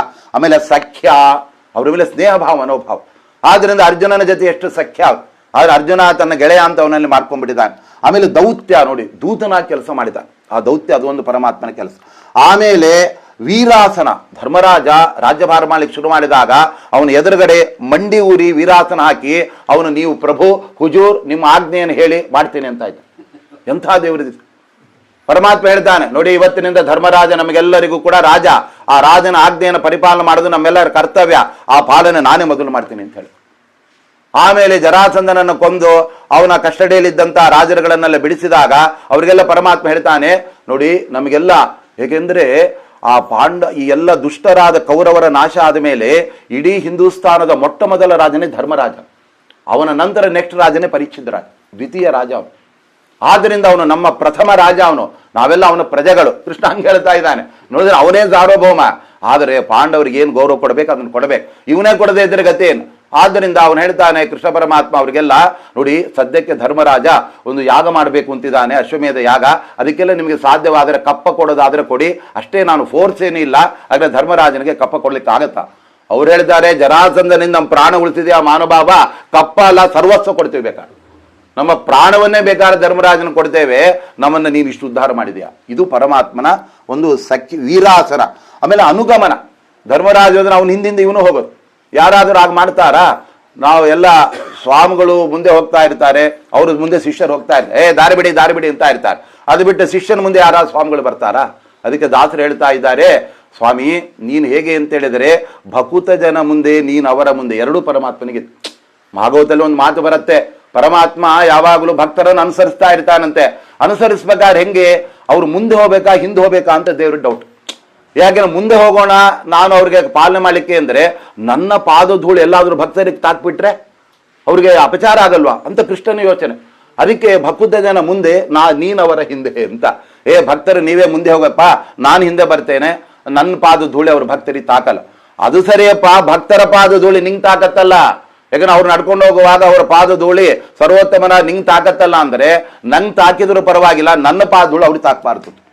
ಅದಕ್ಕೆ ನೀವು ಇವತ್ತು ಪಂಢರಪುರದಲ್ಲಿ ವಿಠ್ಠಲ ದೇವರಿಗೆ ಎಲ್ಲ ಅಲಂಕಾರ ಮಾಡಿ ದೇವರ ಹಣೆಗೆ ಗಂಧದ ಮೇಲೆ ಒಂದು ತಿಲಕ ಇಡ್ತಾರೆ, ಕಪ್ಪುದು. ಅದು ಯಾವುದು ಗೊತ್ತಾ, ಬೇರೆ ಯಾವುದು ಅಲ್ಲ, ಅಲ್ಲಿ ವರ್ಷಕ್ಕೊಮ್ಮೆ ಅಲ್ಲಿ ಬಂದ ಸಂತರಗಳನ್ನೆಲ್ಲ ಬಟ್ಟೆ ಮೇಲೆ ಓಡಿಸಿ ಆಡಿಸಿ ಆ ಎಲ್ಲ ಧೂಳು ತಂದಿಡ್ತಾರೆ, ಅದನ್ನೊಂದು ಸಂಪುಷ್ಟದಲ್ಲಿ ಹಾಕಿಡ್ತಾರೆ, ಅದನ್ನೇ ದೇವರ ಹಣೆಗೆ ಹಚ್ಚೋದು. ಭಕ್ತರ ಪಾದ ಧೂಳಿ ಪರಮಾತ್ಮ ಹಣೆಗೆ ಹಚ್ಕೊಳ್ತಾನೆ. ಏನು ಈ ದೇವರ ಕಾರುಣ್ಯ ಆಯ್ತು ಅಂದ್ರೆ, ಇದೆಲ್ಲ ಪಾಂಡವರ ಮೇಲೆ ಅವನು ತೋರಿಸಿದಾನೆ. ಅದನ್ನ ಅನುಗಮನ, ಅವರನ್ನು ಅನುಸರಿಸೋದು. ಅರ್ಜುನ ಎಲ್ಲೋಗ್ಬೇಕಪ್ಪ, ಆಯ್ತು ಬರ್ತೇನೆ. ಅರ್ಜುನ ಹೇಳಿದ, ನೋಡಪ್ಪ ಕೃಷ್ಣ, ಎರಡು ಸೇನೆಯೋರ್ ಉಭಯೋರ್ ಮಧ್ಯೆ ರಥಂ ಸ್ಥಾಪಯ ಮೇಚ್ಯುತ ಅಂತ ಏನು ಆರ್ಡರ್ ಮಾಡುತ್ತಾರೆ ಹೇಳ್ತಾ ಇದ್ದಾನೆ ಅರ್ಜುನ. ಆಯ್ತಪ್ಪ, ಮಧ್ಯನೇ ನಿಲ್ಲಿಸಿದೀನಿ ತಿಳು. ಅಂದ್ರೆ ಅನುಗಮನ ಯಾರು ಮಾಡ್ತಾರೆ? ಚಕ್ರವರ್ತಿಯಾದ ಪರಮಾತ್ಮ ಅವನು. ಆಮೇಲೆ ಸ್ತವನ ಪ್ರಣಾಮಂ, ಸ್ತೋತ್ರವನ್ನು ಮಾಡೋದು. ಯಾರಾದರೂ ದೊಡ್ಡವರು ಚಿಕ್ಕವರು ಸ್ತೋತ್ರ ಮಾಡ್ತಾರಾ? ಆದರೆ ಪರಮಾತ್ಮ ಏನು ಮಾಡಿದ, ಧರ್ಮರಾಜನನ್ನ ಬೇರೆ ಕುಂತಿಯನ್ನೆಲ್ಲ ಸ್ತೋತ್ರ ಮಾಡ್ತಾನೆ, ಪಾಂಡವರ ವಂಶದವರನ್ನ. ಯಾಕೆ ಅಂದ್ರೆ ಪರಮಾತ್ಮ ಅವ್ರ ಮೇಲೆ ಅಷ್ಟು ಪ್ರೀತಿ ಇಟ್ಟಿದ್ದು ಅಂತ ಹೇಳಿಬಿಟ್ಟು ಎಲ್ಲ ಕಡೆ ಅದು ಕಾಣುತ್ತೆ. ವಾಯುದೇವರನ್ನು ಸ್ತೋತ್ರ ಮಾಡ್ತಾನೆ ಪರಮಾತ್ಮ, ಬೇರೆ ಬೇರೆ ಭಕ್ತರನ್ನು ಸ್ತೋತ್ರ ಮಾಡ್ತಾನೆ. ಹನುಮಂತ ದೇವರು ಸೀತಾನ್ವೇಷಣ ಕಾರ್ಯ ಮುಗಿಸ್ಕೊಂಡ್ ಬಂದಾಗ ರಾಮದೇವರು ಹೇಳ್ತಾರೆ, ಏನಪ್ಪಾ ಹನುಮಂತ, ನೀನ್ ಇದ್ದಿದ್ದಕ್ಕೆ ನಮ್ಗೆಲ್ಲ ಆಯ್ತು, ಲಂಕೆಯನ್ನು ನೋಡಿದ್ದೆ ನಿನ್ನಿಂದ ನಾವು, ಆಮೇಲೆ ಲಕ್ಷ್ಮಣ ಉಳಿದಿದ್ದು ನಿನ್ನಿಂದ, ಇದೆಲ್ಲ ಸ್ತೋತ್ರ ಪರಮಾತ್ಮ. ನಾವು ಅದನ್ನು ನಿಜ ಅಂತ ತಿಳ್ಕೊಬಾರ್ದು. ಪರಮಾತ್ಮನ ಔದಾರ್ಯ ದೊಡ್ಡದು, ನಾವೇನು ಅನ್ಕೋಬೇಕು. ಅದು ಬಿಟ್ಟು ಸ್ತೋತ್ರ ಮಾಡಿದ್ಯಾ ದಿವಸ ಬಂದು ಸ್ತೋತ್ರ ಮಾಡು ಅಂತ ಹೇಳ್ಬಿಡೋದಲ್ಲ ಪರಮಾತ್ಮನಿಗೆ. ಪರಮಾತ್ಮನ ಕಾರುಣ್ಯ ವಾತ್ಸಲ್ಯ ಅಂತಾದ್. ಆದ್ರಿಂದ ಸ್ತವನ ಮತ್ತೆ ಪ್ರಣಾಮಂ. ಧರ್ಮರಾಜನಿಗೆ ಹುಡುಕೊಂಡು ಹೋಗಿ ನಮಸ್ಕಾರ ಮಾಡ್ತಾ ಇತ್ತು. ಯಾಕಂದ್ರೆ ಧರ್ಮರಾಜ ಕೃಷ್ಣನಿಗಿಂತ 2 ವರ್ಷ ದೊಡ್ಡವ. ಆದ್ರಿಂದ ಕೃಷ್ಣ ಸ್ವಲ್ಪ 2 ವರ್ಷ ಸಣ್ಣವ. ಆದ್ರಿಂದ ಭೀಮಸೇನ ದೇವರಿಗೆ ಕೃಷ್ಣನಿಗೆ 1 ವರ್ಷ ಡಿಫರೆನ್ಸ್, ಧರ್ಮರಾಜನಿಗೆ ಇವನಿಗೆ 2 ವರ್ಷ, ಅರ್ಜುನನಿಗೆ ಕೃಷ್ಣನಿಗೆ 6 ತಿಂಗಳು ಮಾತ್ರ ಅಂತಾರೆ. ಆದ್ರೆ ಧರ್ಮರಾಜ ಅಲ್ಲಿ ಎಲ್ಲಿದ್ರೆ ಹೋಗಿ ಒಂದು ನಮಸ್ಕಾರ ಮಾಡ್ತಾ ಇದ್ದಂತೆ. ಅವಾಗ ಅಣ್ಣ ನೀನ್ ಯಾಕಪ್ಪ ನಮಸ್ಕಾರ ಮಾಡ್ತೀಯ ಅಂದ್ರೆ, ಹಿರಿಯ ನೀನು ಅಂತ ಹೇಳ್ತಾ ಇದ್ದ. ಅಂದ್ರೆ ಪರಮಾತ್ಮ ಹೇಗೆ ತನ್ನ, ಅವನಿಗೇನು ಅಹಂಕಾರ ಇಲ್ಲ, ಯಾವುದೇ ರೀತಿಯಾದ ಬಿಗುಮಾನ ಇಲ್ಲ, ಯಾಕೆಂದ್ರೆ ನನ್ನ ಭಕ್ತರು ಅಂತ ಅಷ್ಟೇ. ಆದ್ರಿಂದ ಭೃಗು ಋಷಿಗಳಿಗೆ ಒದ್ರೂ ಕೂಡ ಪರಮಾತ್ಮ ಬೇಜಾರು ಮಾಡ್ಕೊಳ್ಳಿಲ್ಲ. ಕಾಲು ತೊಳೆದು ಅವರ ಕಾಲಿಗೆಲ್ಲ ಅಭಿಷೇಕ ಮಾಡಿ ಪೂಜೆ ಮಾಡಿ ಅವರು ಸಂತೃಪ್ತಿ ಮಾಡಿಕೊಡ್ತಾ ಇದ್ದ. ಮತ್ತೊಂದ್ಸರಿ ದೂರ್ವಾಸರು ಅವರಿಗೆ ಹೇಗಾದ್ರೂ ಮಾಡಿ ಕೃಷ್ಣನಿಗೆ ಸಿಟ್ಟು ಬಡಿಸ್ಬಿಡ್ಬೇಕು ಅಂತ. ಅವರು ಸಿಟ್ಟು ಬಹಳ, ಅವರು ದೇವ್ರ ಸಿಟ್ಟು ಬರೆಸ್ಬೇಕು ಅಂತ ಪ್ಲಾನ್. ಅವ್ರು ಬಂದರಂತೆ ಕೃಷ್ಣ ಹತ್ರ ಬಂದು, ದ್ವಾರಕೆ ಕೃಷ್ಣ ನನ್ನನ್ನು ಯಾರು ಇಟ್ಕೊಳ್ಳೋದೇ ಇಲ್ಲಪ್ಪ, ಎಲ್ಲರಿಗೂ ದೂರ್ವಾಸ ಮಹಾ ಸಿಟ್ಟಿನ ರಥ ಅಂತ ಓಡಿಸ್ಬಿಡ್ತಾರೆ, ನಿನ್ನ ಅರಮನೆಯಲ್ಲಿ ಜಾಗ ಕೊಡಿ ಇರ್ತೇನೆ. ಕೃಷ್ಣ ಹೇಳಿದ ಬನ್ನಿ ಅವಶ್ಯವಾಗಿ ಅಂತ ಹೇಳಿದ. ಬಂದ್ರು. ಅಂದ್ಕೊಳ್ಳೆ ಕೃಷ್ಣ ನಾಳೆ ನೀನೇ ಅಡಿಗೆ ಮಾಡ್ಬೇಕು, ನಂಗೆ ಅಡಿಗೆ ಮಾಡ್ಬೇಕಂದ್ರೆ ಕೃಷ್ಣ ಅಡಿಗೆ ಮಾಡಿಸಿದ್ಕೊಳ್ಳೆ ನೀನೇ ಬಡಿಸು ಅಂತ ಹೇಳು. ಬಡಿಸಿದ ಮೇಲೆ ಅವ ಪಾಯಸ ಮಾಡೋದು ತಿಂತಾ ಇದ್ದಾರೆ. ಅವಾಗ ಆ ಕಡೆ ರುಕ್ಮಿಣಿ ದೇವಿ ಬರ್ತಾರೆ. ರುಕ್ಮಿಣಿ ದೇವಿ ಬಂದ ಕೂಡಲೇ ಕೃಷ್ಣ ಹತ್ರ ಅವ್ರು ಹೇಳ್ತಾರೆ ದೂರ್ವಾಸರು, ರುಕ್ಮಿಣಿ ದೇವಿನ ಕರಿ, ಈ ಎಲ್ಲ ಎಂಜಲು ಪಾಯಸ ಇದೆಲ್ಲ ಮೆತ್ತಗು ಅಂತ ಹೇಳು. ಇವೆಲ್ಲ ಮಾಡಿದ್ದಾರೆ. ಯಾಕೆ ಅಂದರೆ ಅವನಿಗೆ ಸಿಟ್ಟು ಬರೆಸ್ಬೇಕು ಅಂತ. ಆದ್ರೆ ಕೊನೆಗೂ ಸಿಟ್ಟು ಬರಲೇ ಇಲ್ಲ. ಕೊನೆಗೆ ಅವರಿಗೆ ಸಾಷ್ಟಾಂಗ ನಮಸ್ಕಾರ ಮಾಡಿ, ಸ್ವಾಮಿ ಸಿಟ್ಟೆಲ್ಲ ನನಗೆ, ಅದು ಯಾವುದು ನಿನಗಿಲ್ಲ, ನೀನೇ ಗೆದ್ದೆ ಅಂತ ಹೊರಟೋಗ್ಬಿಟ್ರು.